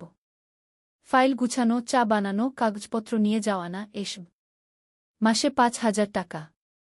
রাজি আছো? জি স্যার। সোহেল খুশি হয়ে গেল। 5,000 টাকা? রিকশা চালিয়ে 3,500 পেত। এখানে 5,000। কাজ শুরু হলো পরদিন থেকে। সকাল 8টায় অফিসে যেতে হয়, ফিরতে হয় সন্ধ্যা 7টায়। প্রথম দিন সোহেল ঘুম থেকে উঠল ভোর 5টায়। তৈরি হয়ে 7:30টায় অফিসের উদ্দেশ্যে বের হল। করিম মামার বাড়ি থেকে অফিস প্রায় 5 কিলোমিটার। বাসে যেতে হয়। অফিসে পৌঁছে সোহেল দেখল সেই প্রথম আলী সাহেব এখনো আসেননি। অফিস খোলা ছিল না। 8-10 মিনিট পর একজন লোক এসে অফিস খুল। তুমি নতুন? জি। আমি সোহেল। আমি জাহিদ, অ্যাসিস্ট্যান্ট ম্যানেজার। এসো। জাহিদ ভাই সোহেলকে সব কিছু দেখাল। অফিসে মোট 6 জন কর্মচারী। 2 জন ইঞ্জিনিয়ার, একজন অ্যাকাউন্ট্যান্ট, একজন অ্যাসিস্ট্যান্ট ম্যানেজার, জাহিদ ভাই, একজন রিসেপশনিস্ট, আর এখন সোহেল। সোহেলের কাজ শুরু হলো চা বানানো দিয়ে। তারপর অফিস পরিষ্কার করা, ফাইল গুছানো, কাগজপত্র এক জায়গা থেকে আরেক জায়গায় নিয়ে যাওয়া। কাজ কঠিন না, কিন্তু সারাদিন দৌড়ঝাঁপ করতে হয়। দুপুরে খাবারের জন্য আধা ঘন্টা বিরতি। সোহেল একটা ছোট হোটেলে গিয়ে ভাতরাল তরকারি খেল। 50 টাকা। সন্ধ্যায় অফিস বন্ধ হল। সোহেল ক্লান্ত হয়ে বাসায় ফিরল। কেমন লাগল প্রথম দিন? করিম মামা জিজ্ঞেস করলেন।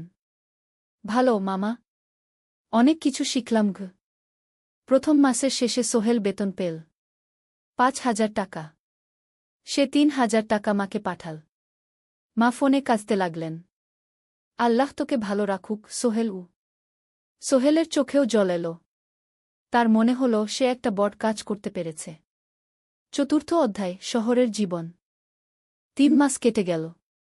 সোহেল এখন শহরের সাথে মিশে গেছে। প্রতিদিন অফিসে যাওয়া আসার পথে সে দেখে হাজারো মানুষের জীবন। কেউ সফল, কেউ ব্যর্থ, কিন্তু সবাই চলছে নিজের পথে। সোহেল অফিসের কাজের পাশাপাশি কম্পিউটার শেখার চেষ্টা করছে। অফিসে একটা কম্পিউটার আছে। যখন কেউ ব্যবহার করে না, তখন সোহেল একটু একটু শিখার চেষ্টা করে। জাহিদ ভাই তাকে সাহায্য করেন। সোহেল, তুমি যদি কম্পিউটার ভালোভাবে শিখতে পারো, তাহলে তোমার ভবিষ্যৎ উজ্জ্বল। জাহিদ ভাই একদিন বললেন, কিভাবে শিখব ভাই? ট্রেনিং সেন্টারে যাও, সন্ধ্যায় ক্লাস আছে, মাসে 2000 টাকা লাগবে গি। সোহেল ভাবল, 2000 টাকা অনেক, কিন্তু এটা বিনিয়োগ, ভবিষ্যতের জন্য। সে একটা ট্রেনিং সেন্টারে ভর্তি হল। সপ্তাহে 3 দিন, সন্ধ্যা 7:30 থেকে রাত 9টা পর্যন্ত ক্লাস। কম্পিউটারের basic, MS Word, Excel, PowerPoint, internet ব্যবহার। একদিন অফিস থেকে ফেরার সময় সোহেল একটা দোকানে চা খেতে গেল। দোকানের পাশেই একটা ছোট্ট মুদি দোকান। সেখানে একটা মেয়ে বসে আছে। বয়স হবে 20-এর কাছাকাছি। সাদাসিধে চেহারা, সাদা শাড়ি পরা, কিন্তু চোখে এক ধরনের দৃঢ়তা। ভাইজা, 1 প্যাকেট বিস্কুট দেন কি? সোহেল বলল। মেয়েটা বিস্কুট দিল। 20 টাকা। সোহেল টাকা দিয়ে যাচ্ছিল, হঠাৎ মেয়েটা বলল, আপনি নতুন এসেছেন এই এলাকায়, তাই না? হ্যাঁ। 3 মাস হল। কিভাবে বুঝলেন? আপনার চেহারা দেখেই বোঝা যায়। এখনও গ্রামের ছোঁয়া আছে। আর আপনি প্রতিদিন এই পথ দিয়ে যান। দেখেছি কি? মেয়েটা হাসল। সোহেলও হেসে ফেল। আপনি খুব পর্যবেক্ষক মনে হচ্ছে গি। জীবনে অনেক কিছু দেখেছি, তাই মানুষকে চিনতে শিখেছি গি। আপনার নাম? মিনা। এই দোকান আমার বাবার। উনি অসুস্থ, তাই আমি দেখছি গু। সেদিন থেকে সোহেল প্রায়ই সেই দোকানে যেতে শুরু করল। মিনার সাথে গল্প করত। ধীরে ধীরে তাদের মধ্যে একটা বন্ধুত্ব তৈরি হল। মিনাও তার জীবনের গল্প বলল। মিনার মা মারা গেছেন যখন সে মাত্র 7 বছরের। বাবা আব্দুল হামিদ একা হাতে মিনাকে বড় করেছেন। মুদি দোকান দিয়ে সংসার চালান। মিনা কলেজে পড়ে, অনার্স 2nd ইয়ার। সকালে কলেজে যায়, দুপুরে ফিরে এসে দোকান সামলায়। বাবার হার্টের সমস্যা আছে, তাই ভারী কাজ করতে পারেন না। তোমার স্বপ্ন কি? একদিন সোহেল জিজ্ঞেস করল। গ্র্যাজুয়েশন শেষ করে একটা ভালো চাকরি করব। তারপর বাবাকে ভালো চিকিৎসা করাব। তুমি? আমিও চাকরি করে পরিবারকে ভালোভাবে দেখভাল করতে চাই। মা আর বোনকে নিয়ে শহরে আনব একদিন গু। দুজনেই নিজেদের স্বপ্নের কথা বলতে গিয়ে বুঝল তাদের স্বপ্ন অনেকটা একই রকম। 5ম অধ্যায়, বিপদ। 6 মাস কেটে গেল। সোহেল এখন আলী সাহেবের খুব প্রিয় কর্মচারী। সে শুধু চা বিস্কুট দেওয়ার কাজই করে না, এখন কম্পিউটারেও কিছু কাজ শিখেছে। ছোটখাটো টাইপিং, ডেটা এন্ট্রি, এসব করতে পারে। আলী সাহেব খুশি হয়ে তার বেতন বাড়িয়ে 8000 টাকা করে দিয়েছেন। একদিন রাতে সোহেল অফিস থেকে ফিরছিল। সেদিন একটু দেরি হয়ে গেছে। রাত প্রায় 9টা। সাধারণত সোহেল সন্ধ্যা 7:30টায় ফিরে। কিন্তু সেদিন অফিসে একটা জরুরি কাজ ছিল। বাস থেকে নেমে সোহেল বাড়ির দিকে হাঁটছিল। হঠাৎ একটা অন্ধকার গলিতে 3 জন লোক তাকে ঘিরে ধরল। তাদের চেহারা দেখেই বোঝা যাচ্ছিল ভালো উদ্দেশ্য নিয়ে আসেনি। টাকা দে, তাড়াতাড়ি, একজন বলল। তার হাতে একটা ছুরি। সোহেল ভয় পেয়ে গেল। ভাই, আমার কাছে খুব কম টাকা আছে গি। যা আছে দে, তাড়াতাড়ি করো। সোহেল কাঁপতে কাঁপতে তার পকেট থেকে 5 টাকা বের করে দিল। এই টাকা দিয়ে সে বাজার করবে ভেবেছিল। কিন্তু ছিনতাইকারীরা সন্তুষ্ট হল না।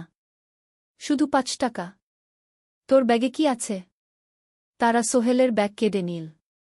ব্যাগে ছিল তার মোবাইল, কম্পিউটার ট্রেনিং সেন্টারের সার্টিফিকেট আর কিছু গুরুত্বপূর্ণ কাগজপত্র। না ভাই, ব্যাগটা ফেরত দেন। ওতে আমার জরুরি জিনিস আছে। মোবাইল নিয়ে নেন, কিন্তু ব্যাগটা দেন গু। কিন্তু ওরা শুনল না। একজন সোহেলকে জোরে ধাক্কা দিল। সোহেল পড়ে গেল। মাথা রাস্তার কংক্রিটে ধাক্কা লেগে গেল। রক্ত বের হল। 3 জন দৌড়ে পালিয়ে গেল। কিছুক্ষণ সোহেল অজ্ঞান হয়ে পড়ে রইল। তারপর ধীরে ধীরে জ্ঞান ফিরল। মাথায় প্রচণ্ড ব্যথা। সে উঠে দাঁড়ানোর চেষ্টা করল, কিন্তু মাথা ঘুরছিল। কোনোমতে একটা দেয়াল ধরে দাঁড়াল। একজন পথচারী তাকে দেখে থামল। কি হয়েছে ভাই?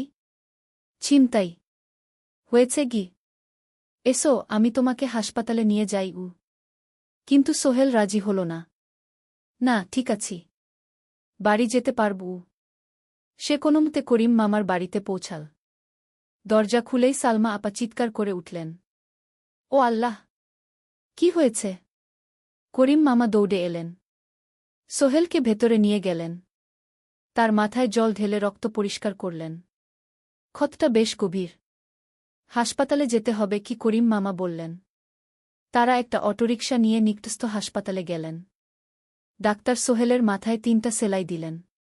বলল, 1 সপ্তাহ বিশ্রাম নিতে হবে। কোনো ভারী কাজ করা যাবে না। হাসপাতাল থেকে ফিরে সোহেল শুয়ে রইল। তার মনে হচ্ছিল সবকিছু শেষ হয়ে গেছে। মোবাইল চলে গেছে, গুরুত্বপূর্ণ কাগজপত্র চলে গেছে। এখন 1 সপ্তাহ অফিস করতে পারবে না। পরদিন সকালে করিম মামা আলী সাহেবকে ফোন করে সব জানালেন। আলী সাহেব বললেন, ঠিক আছে, সোহেল ভালো হয়ে এলে আসবে, চিন্তার কিছু নেই গি। মিনা যখন এই খবর শুনল, সে সন্ধ্যায় সোহেলকে দেখতে এল করিম মামার বাড়িতে। সাথে এনেছিল কিছু ফল। কি হয়েছিল? মিনা চিন্তিত গলায় জিজ্ঞেস করল। সোহেল সব বলল। মিনা রেগে গেল। এই শহরে এখন অনেক অপরাধ বেড়ে গেছে। পুলিশ কিছু করে না। তুমি পুলিশে রিপোর্ট করেছ? না, লাভ নেই। তবুও করা উচিত। তোমার মোবাইলটা হয়তো খুঁজে পাওয়া যাবে কি। করিম মামা সোহেলকে নিয়ে পুলিশ স্টেশনে গেলেন। জেনারেল ডায়েরি করলেন। কিন্তু পুলিশ খুব একটা আশা দিল না। দেখি কিছু করা যায় কিনা গু। সোহেল বুঝল মোবাইল আর ফিরবে না। সেই 1 সপ্তাহ সোহেলের জীবনের সবচেয়ে কঠিন সময় ছিল। সে শুধু শারীরিকভাবেই ক্ষতিগ্রস্ত হয়নি, মানসিকভাবেও ভেঙে পড়েছিল। প্রতিরাতে দুঃস্বপ্ন দেখত। সেই 3 জন ছিনতাইকারীর মুখ ভুলতে পারছিল না। মিনা প্রায় প্রতিদিন আসত। তাকে সাহস দিত। তুমি হাল ছেড়ো না সোহেল। জীবনে এরকম খারাপ সময় আসে, কিন্তু এটা কাটিয়ে ওঠাই হলো আসল বীরত্ব। সোহেলের মা গ্রাম থেকে ফোন করতেন, করিম মামার মোবাইল থেকে। তুই ভালো আছিস তো? সোহেল মাকে সব সত্যি বলেনি। শুধু বলেছে, হ্যাঁ মা, ভালো আছি। একটু জ্বর হয়েছিল, এখন ভালো। 1 সপ্তাহ পর সোহেল আবার অফিসে গেল। আলী সাহেব তাকে দেখে খুশি হলেন। কেমন আছো? ভালো আছি স্যার। ঠিক আছে, তবে প্রথম কয়েকদিন হালকা কাজ করবে গু। সোহেল আবার কাজে মন দিল। কিন্তু একটা জিনিস তাকে খুব কষ্ট দিচ্ছিল, তার মোবাইল নেই। মায়ের সাথে কথা বলতে পারছে না নিয়মিত। করিম মামার মোবাইল চাইতে সংকোচ লাগে। একদিন জাহিদ ভাই তাকে ডাকলেন। সোহেল, আমার একটা পুরনো মোবাইল আছে, তুমি ব্যবহার করো? না ভাই, আমি নাও, আমার কাজে লাগছে না, তুমি রাখো গু। সোহেল কৃতজ্ঞতায় প্রায় কেঁদে ফেল। ধন্যবাদ ভাই। মোবাইল পেয়ে সোহেল প্রথমেই মাকে ফোন করল। মা খুব খুশি হলেন। এতদিন ফোন করিসনি কেন? মা, মোবাইলটা নষ্ট হয়ে গিয়েছিল, নতুন নিয়েছি। মায়ের গলায় স্বস্তি ফুটে উঠল। 6ষ্ঠ অধ্যায়, নতুন সুযোগ। আরও 3 মাস কেটে গেল। সোহেল পুরোপুরি সুস্থ হয়ে গেছে। তার জীবন আবার স্বাভাবিক হয়ে এসেছে। সে এখন কম্পিউটার ট্রেনিং শেষ করেছে, সার্টিফিকেট পেয়েছে। কিন্তু একটা ঘটনা তার জীবনে বড় পরিবর্তন নিয়ে এলো। একদিন সকালে আলী সাহেব তাকে ডাকলেন। সোহেল, বসো। সোহেল বসল। মনে একটু ভয় লাগছিল। আলী সাহেব কি তাকে বকবেন? সোহেল, তুমি তো এখন কম্পিউটার চালাতে পারো? জি স্যার, একটু একটু শিখেছি। ভালো, আমি তোমার কাজ দেখছি। তুমি খুব পরিশ্রমী আর সৎ। আমাদের কোম্পানিতে এরকম মানুষের দরকার গু। সোহেল কিছু বুঝতে পারছিল না। আমি তোমাকে একটা সুযোগ দিতে চাই। আমাদের কোম্পানি একটা ট্রেনিং প্রোগ্রাম চালু করছে নতুন কর্মচারীদের জন্য। 6 মাসের কোর্স। কম্পিউটার অ্যাকাউন্টিং, ভবন নির্মাণের হিসাব নিকাশ, প্রজেক্ট ম্যানেজমেন্ট সব শিখবে। কোম্পানি সব খরচ দেবে। ট্রেনিংয়ের সময় তোমার বেতনও চলবে। রাজি আছো? সোহেল বিশ্বাস করতে পারছিল না। স্যার, সত্যি? আমাকে এত বড় সুযোগ দিচ্ছেন? হ্যাঁ। তুমি ভালো ছেলে, পরিশ্রমী। আমি তোমাকে এগিয়ে দিতে চাই। ভবিষ্যতে তুমি এই কোম্পানির একজন গুরুত্বপূর্ণ কর্মচারী হবে। সোহেল কৃতজ্ঞতায় প্রায় কেঁদে ফেল। ধন্যবাদ স্যার। আমি কঠোর পরিশ্রম করব। আমি জানি। সেদিন সন্ধ্যায় সোহেল মিনার দোকানে গেল। মিনাকে খবরটা দিল। মিনা খুব খুশি হল। তার চোখে জল এসে গেল। তুমি পারবে সোহেল। আমি জানি। সোহেল তার মা আর বোনকেও ফোন করে খবরটা দিল। মা কাঁদতে লাগলেন। তোর বাবা বেঁচে থাকলে কত খুশি হতো। ট্রেনিং শুরু হলো পরের মাস থেকে। প্রতিদিন সকালে 3 ঘন্টা ক্লাস, তারপর বাকি সময় অফিসের কাজ। ক্লাসে 5 জন নতুন কর্মচারী। সবাই তরুণ, উৎসাহী। শিক্ষক ছিলেন একজন অভিজ্ঞ ইঞ্জিনিয়ার। নাম রহিম স্যার। তিনি খুব ভালোভাবে সব কিছু বুঝাতেন। কম্পিউটার অ্যাকাউন্টিং, এক্সেলে জটিল ক্যালকুলেশন, প্রজেক্টের বাজেট তৈরি, সময় ব্যবস্থাপনা, সব। সোহেল পুরো মনোযোগ দিয়ে শিখতে লাগল। সন্ধ্যায় বাড়ি ফিরে প্র্যাকটিস করত। করিম মামার ছেলের কাছ থেকে একটা ল্যাপটপ ধার নিত কখনো কখনো। 6 মাস পরে ট্রেনিং শেষ হল। সবাই সার্টিফিকেট পেল। আলী সাহেব একটা অনুষ্ঠান করলেন। সোহেল সেরা পারফর্মার হিসেবে একটা বিশেষ পুরস্কার পেল, 5,000 টাকা বোনাস। আলী সাহেব ঘোষণা করলেন, সোহেল, আজ থেকে তুমি আমাদের জুনিয়র অ্যাকাউন্ট অ্যাসিস্ট্যান্ট। তোমার বেতন 15,000 টাকা। সোহেল অবাক হয়ে গেল। 8,000 থেকে 15,000, প্রায় দ্বিগুণ। সেদিন রাতে সোহেল ঘুমাতেই পারল না। খুশিতে, উত্তেজনায় তার চোখে ঘুম নেই। সে ভাবল তার জীবন কিভাবে বদলে যাচ্ছে। 2 বছর আগে যে রিকশা চালাত, আজ সে একটা নামকরা কোম্পানির অ্যাকাউন্ট অ্যাসিস্ট্যান্ট। 7ম অধ্যায়, প্রেম ও প্রস্তাব। 1.5 বছর হয়ে গেল সোহেলের চট্টগ্রাম আসার। সে এখন একজন সফল যুবক। তার মা গ্রামে খুব খুশি। প্রতি মাসে সোহেল 10,000 টাকা পাঠায়। ছোট বোন ঋতু এখন কলেজে ভর্তি হয়েছে সোহেলের পাঠানো টাকায়। মায়ের চিকিৎসাও ভালোভাবে হচ্ছে। মিনার সাথে সোহেলের সম্পর্ক এখন আর শুধু বন্ধুত্ব নয়। দুজন দুজনকে ভালোবাসে। কিন্তু কেউ কাউকে সরাসরি বলার সাহস পায়নি। প্রতিদিন দেখা হয়, গল্প হয়, কিন্তু সেই একটা কথা বলা হয়ে ওঠে না। একদিন শুক্রবার ছুটির দিন। সোহেল মিনাকে বলল, আজ কি একটু ঘুরতে যাবে? কোথায়? পতেঙ্গা বিচ। তুমি কি কখনো গেছ? না। কিন্তু আমার দোকান। শুক্রবার। তোমার বাবা সামলাবে। মিনা রাজি হয়ে গেল। দুপুরে দুজনে বাস নিয়ে পতেঙ্গা গেল। সমুদ্র দেখে মিনা অবাক হয়ে গেল। কি সুন্দর! দুজনে বালিতে বসল। ঢেউয়ের শব্দ শুনতে শুনতে গল্প করছিল। হঠাৎ সোহেল বলল, মিনা, তোমার সাথে কিছু বলার ছিল। বলো। সোহেল একটা লম্বা শ্বাস নিল। তুমি জানো, আমি তোমাকে ভালোবাসি। মিনা হাসল। তার চোখ ভিজে গেল। জানি। আমিও তোমাকে ভালোবাসি সোহেল। সোহেল অবাক হয়ে গেল। সত্যি? হ্যাঁ। অনেকদিন ধরেই জানি। তুমি আমার জীবনে এসে সব কিছু বদলে দিয়েছ। তোমার সাথে থাকলে আমার মনে হয় আমি যে কোনো কিছু করতে পারব। দুজনে কিছুক্ষণ চুপ করে বসে রইল। সমুদ্রের ঢেউ এসে পায়ে লাগছিল। সূর্য পশ্চিমে ঢলে পড়ছে। আকাশ লালকুমলা হয়ে গেছে। কিন্তু আমার বাবার সাথে কথা বলতে হবে, কি মিনা বলল। আমি তৈরি। যখন বলবে তখন বলব। পরের সপ্তাহে সোহেল মিনার বাবার সাথে কথা বলল। আব্দুল হামিদ সাহেব প্রথমে একটু দ্বিধা করলেন। তুমি কোনো পরিবারের ছেলে? তোমার বাবা কি করতেন? সোহেল সব সত্যি বলল। তার বাবা ছিলেন স্কুল শিক্ষক। মারা গেছেন 10 বছর আগে। মা গ্রামে থাকেন। ছোট বোন কলেজে পড়ে। তুমি নিজে কি করো? আমি আলামিন কনস্ট্রাকশন কোম্পানিতে জুনিয়র অ্যাকাউন্ট অ্যাসিস্ট্যান্ট। মাসে 15,000 টাকা বেতন। আব্দুল হামিদ সাহেব ভাবলেন। তারপর বললেন, দেখো, মিনা আমার একমাত্র সন্তান। তার মা নেই। আমি একা তাকে বড় করেছি। আমি চাই মিনা একজন ভালো ছেলের সাথে বিয়ে হোক।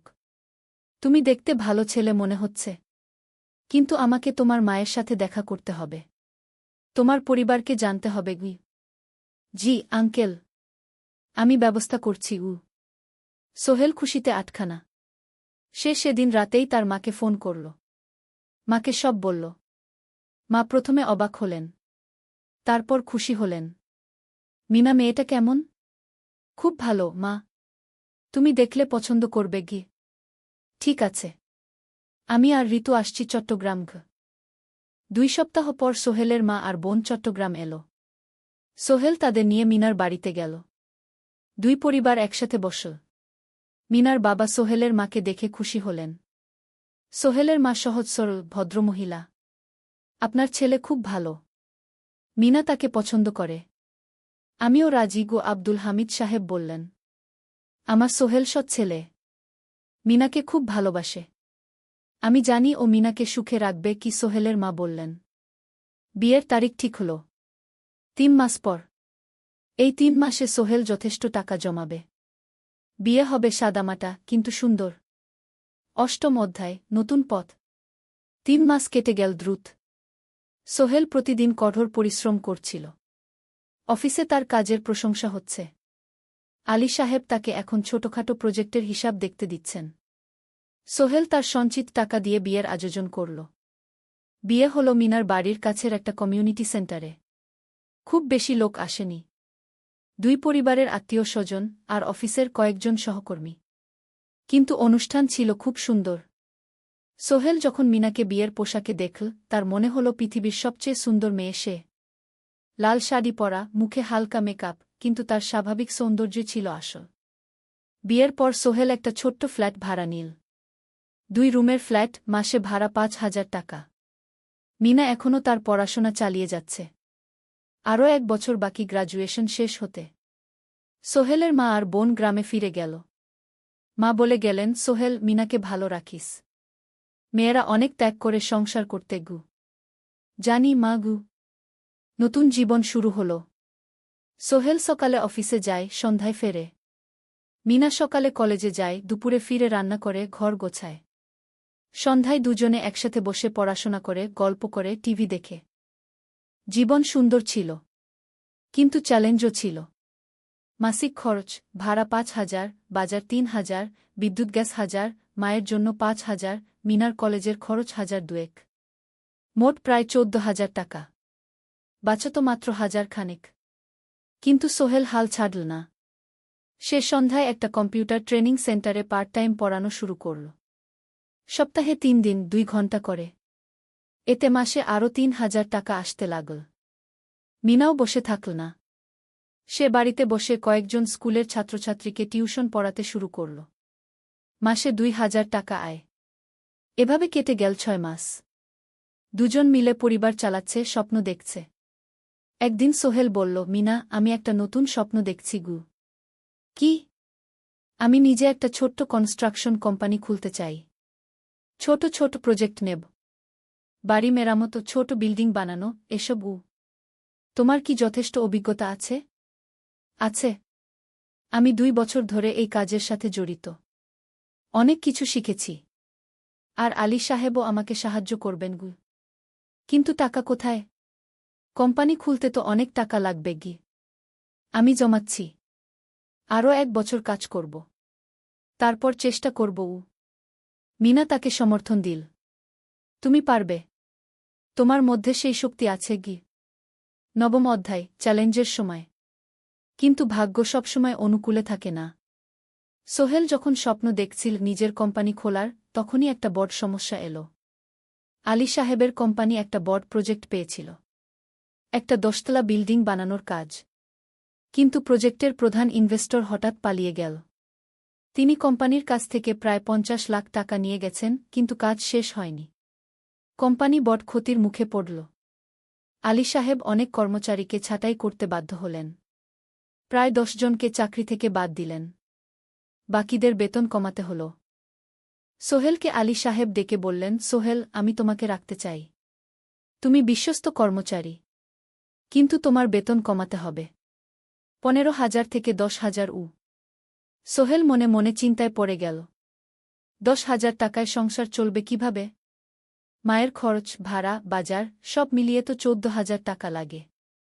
কিন্তু সে কিছু বলল না। ঠিক আছে স্যার। বাড়ি ফিরে সোহেল মিনাকে সব বলল। মিনা চিন্তিত হয়ে গেল। এখন কি হবে? চিন্তা করো না, আমি পার্ট টাইম টিউশনির সময় বাড়াব। আর তুমিও বেশি করে টিউশন নাও। কিন্তু আমার তো পড়াশোনাও আছে গি। জানি, কিন্তু এখন এটাই করতে হবে গু। সোহেল সন্ধ্যায় আরও 2টো জায়গায় পার্ট টাইম কাজ খুঁজল। একটা দোকানের সন্ধ্যায় হিসাব দেখার কাজ পেল, মাসে 2,000 টাকা। আরেকটা জায়গায় সপ্তাহান্তে কম্পিউটার রিপেয়ারের কাজ পেল, মাসে 1,500 টাকা। মিনাও 3জন নতুন স্টুডেন্ট নীল টিউশনে। তার আয় বাড়ল 2,000 থেকে 3,500-এ। কঠিন সময় ছিল। সোহেল সকাল 8টায় অফিসে যেত, সন্ধ্যা 6টায় ফিরত। তারপর একটু বিশ্রাম নিয়ে 7:30টায় বের হতো পার্ট টাইম কাজে। রাত 10টায় বাড়ি ফিরত। রবি-সোমবার কম্পিউটার রিপেয়ারের কাজ। মিনাও সকালে কলেজে যেত, দুপুরে ফিরে রান্না করত, তারপর বিকেলে টিউশন পড়াত। রাতে খাওয়া দাওয়ার পর পড়াশোনা করত। দুজনেরই শরীর খারাপ হতে শুরু করল। সোহেল একদিন অফিসে অজ্ঞান হয়ে পড়ে গেল।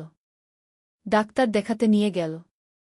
ডাক্তার বলল অতিরিক্ত পরিশ্রম, শরীরে পুষ্টির অভাব, ঠিকমতো খাচ্ছেন না মনে হচ্ছে গি। সত্যি কথা, খরচ বাঁচাতে সোহেল আর মিনা অনেক সময় কম খেত। মাংস মাছ কিনত সপ্তাহে একদিন, বাকি সময় শাকসবজি, ডাল। মিনা সোহেলকে বলল, আর নয় সোহেল, তুমি এভাবে নিজেকে শেষ করে ফেলছ। আমার পড়াশোনা বন্ধ করে দিই, আমি ফুল টাইম চাকরি করি গি। না, সোহেল জোর দিয়ে বলল, তোমার পড়াশোনা বন্ধ হবে না। আরও মাত্র 6 মাস বাকি, তুমি গ্রাজুয়েট হবেই গি। কিন্তু তুমি আমি ঠিক হয়ে যাব, চিন্তা করো না গে। কিন্তু পরিস্থিতি আরও খারাপ হলো যখন সোহেলের মায়ের অসুখ হল। হার্টের সমস্যা। হাসপাতালে ভর্তি করতে হল। খরচ 50,000 টাকা। সোহেলের হাতে এত টাকা কোথায়? সে করিম মামার কাছে ধার চাইল। করিম মামা 20,000 টাকা দিলেন। বাকি 30,000 টাকা সোহেল একটা এনজিও থেকে ঋণ নিল। সুদের হার মাসে 2%। মায়ের চিকিৎসা হল, তিনি সুস্থ হয়ে গেলেন। কিন্তু সোহেল এখন ঋণের বোঝায় পড়ে গেল। প্রতি মাসে 3,000 টাকা করে কিস্তি দিতে হবে। সেই রাতে সোহেল আর মিনা বিছানায় শুয়ে কথা বলছিল। সোহেল বলল, মিনা, আমি মনে হয় ভুল করেছি। শহরে এসে বিয়ে করে তোমাকে কষ্টে ফেলেছি গু। মিনা তার হাত ধরল। না সোহেল, তুমি ভুল করনি। জীবনে এরকম খারাপ সময় আসে, কিন্তু এটা কাটিয়ে ওঠাই হলো আসল শক্তি। আমরা একসাথে আছি, একসাথে থাকব, সব কিছু ঠিক হয়ে যাবে। মিনার কথায় সোহেল একটু সাহস পেল। হ্যাঁ, হাল ছাড়া যাবে না। 10ম অধ্যায়, আলোর দিকে। 3 মাস পরে পরিস্থিতি একটু ভালো হতে শুরু করল। আলী সাহেবের কোম্পানি একটা নতুন প্রজেক্ট পেল, একটা স্কুল বিল্ডিং বানানোর কাজ। কোম্পানি আবার স্থিতিশীল হতে শুরু করল। আলী সাহেব সোহেলকে ডেকে বললেন, সোহেল, আমি তোমার কঠোর পরিশ্রম দেখেছি। খারাপ সময়েও তুমি কোম্পানি ছেড়ে যাওনি। আমি কৃতজ্ঞ। আজ থেকে তোমার বেতন আবার 15,000 টাকা গু। সোহেল খুশি হয়ে গেল। ধন্যবাদ স্যার। মিনাও গ্রাজুয়েশন শেষ করল, ভালো ফলাফল করল। সে এখন চাকরি খুঁজছে। একদিন মিনা একটা প্রাইভেট স্কুলে শিক্ষিকার ইন্টারভিউ দিতে গেল। ইন্টারভিউ ভালো হল, তাকে নিযোগ দেওয়া হল। বেতন 12,000 টাকা। সেদিন সন্ধ্যায় দুজনে মিলে একটা ছোট্ট পার্টি করল। একটা বিরিয়ানি কিনল, কোমল পানীয় কিনল। দুজনে মিলে খেল। আমরা পেরেছি সোহেল, মিনা বলল। হ্যাঁ, আমরা পেরেছি গু। এখন দুজনের মিলিয়ে আয় 27,000 টাকা। খরচ চালানোর পর প্রায় 10,000 টাকা বাঁচে। সোহেল এই টাকা দিয়ে লোন শোধ করতে শুরু করল। পার্ট টাইম কাজগুলো ছেড়ে দিল। শরীরের যত্ন নেওয়া শুরু করল। আরও 6 মাস পরে সোহেলের কাছে একটা বড় সুযোগ এল। আলী সাহেব একদিন তাকে ডাকলেন। সোহেল, তুমি কি নিজের ব্যবসা করতে চাও? স্যার, আমি তোমাকে একটা ছোট্ট প্রজেক্ট দিতে চাই। একটা 3 তলা বিল্ডিংয়ের কনস্ট্রাকশন। তুমি ম্যানেজ করবে। আমি শুধু সুপারভাইজ করব। লাভের ৫০% তোমার গু। সোহেল ভাবল, এটা একটা বড় সুযোগ, কিন্তু ঝুঁকিও আছে। যদি কাজটা ভালোভাবে না হয়? স্যার, আমি চেষ্টা করব। কিন্তু যদি ভুল হয়? ভুল হবে না। আমি তোমার উপর বিশ্বাস রাখছি। তুমি পারবে গু। সোহেল রাজি হয়ে গেল। এই প্রজেক্ট তার জীবনে টার্নিং পয়েন্ট হতে পারে। একাদশ অধ্যায়, স্বপ্ন পূরণের পথে। পরের ৬ মাস সোহেল খুব কঠোর পরিশ্রম করল। প্রজেক্টটা ম্যানেজ করা সহজ ছিল না।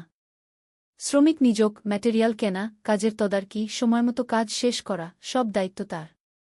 প্রথম ২ মাস খুব চাপের মধ্যে গেল। একদিন একজন শ্রমিক কাজ করতে গিয়ে আহত হল। সোহেল তাকে হাসপাতালে নিয়ে গেল, তার চিকিৎসার খরচ দিল। এতে প্রজেক্টের বাজেট একটু বাড়ল, কিন্তু সোহেল জানত এটা করা দরকার। আরেকদিন ভুল ম্যাটেরিয়াল ডেলিভারি হল। সোহেল সেগুলো ফেরত পাঠাল, সঠিক জিনিস আনাল। এতে ৩ দিন দেরি হল, কিন্তু কাজের মান ঠিক রইল। মিনা তাকে সবসময় সাপোর্ট করছিল। সে এখন চাকরিতে স্থিতিশীল। স্কুলের বাচ্চারা তাকে পছন্দ করে। প্রিন্সিপাল তার কাজে খুশি। প্রজেক্ট শেষ হল ৬ মাসে। সময়মতো, বাজেটের মধ্যে। বিল্ডিংয়ের মালিক খুব খুশি হলেন। তিনি আলী সাহেবকে ধন্যবাদ দিলেন। আলী সাহেব বললেন, ধন্যবাদ আমাকে না, এই ছেলেকে দিন। সোহেল পুরো প্রজেক্ট ম্যানেজ করেছে গু। প্রজেক্ট থেকে মোট লাভ হল ৩ লাখ টাকা। সোহেল পেল ১.৫ লাখ টাকা। তার জীবনে এত টাকা এই প্রথম। সে করিম মামার ঋণ শোধ করল। এনজিওর বাকি ঋণ শোধ করল। তারপর তার মাকে ৫০,০০০ টাকা পাঠাল। মা দিয়ে গ্রামের বাড়িটা একটু মেরামত করাল, বোন ঋতুর জন্য একটা ল্যাপটপ কিনল। বাকি টাকা দিয়ে সোহেল একটা ব্যাংক অ্যাকাউন্টে জমা রাখল। ভবিষ্যতের জন্য। আলী সাহেব সোহেলকে আরও ২টো প্রজেক্ট দিলেন। এবার একটু বড়। সোহেল আত্মবিশ্বাসের সাথে সেগুলোও শেষ করল। ২ বছর পরে সোহেল সিদ্ধান্ত নিল, এবার নিজের কোম্পানি খোলার সময় এসেছে। দ্বাদশ অধ্যায়, নতুন শুরু। সোহেল তার সব জমানো টাকা দিয়ে একটা ছোট্ট অফিস ভাড়া নিল। ২ রুমের অফিস। একটা রুমে কাজের জায়গা, আরেকটায় ছোট্ট মিটিং রুম। অফিসের সামনে একটা বোর্ড লাগাল, সোহেল কনস্ট্রাকশন অ্যান্ড ডেভেলপমেন্ট ই। মিনা তাকে সাহায্য করছিল। সে অফিসের অ্যাকাউন্টস দেখত সন্ধ্যায় স্কুল থেকে ফিরে। দুজন মিলে একটা টিম। প্রথমে ছোট ছোট কাজ নিল। বাড়ি মেরামত, দোকান সংস্কার, ছোট বিল্ডিং কনস্ট্রাকশন। কাজের মান ভালো রাখার চেষ্টা করল। সময়মতো শেষ করল। দাম ন্যায্য রাখল। ধীরে ধীরে সোহেলের সুনাম ছড়িয়ে পড়ল। মানুষ তাকে বিশ্বাস করত।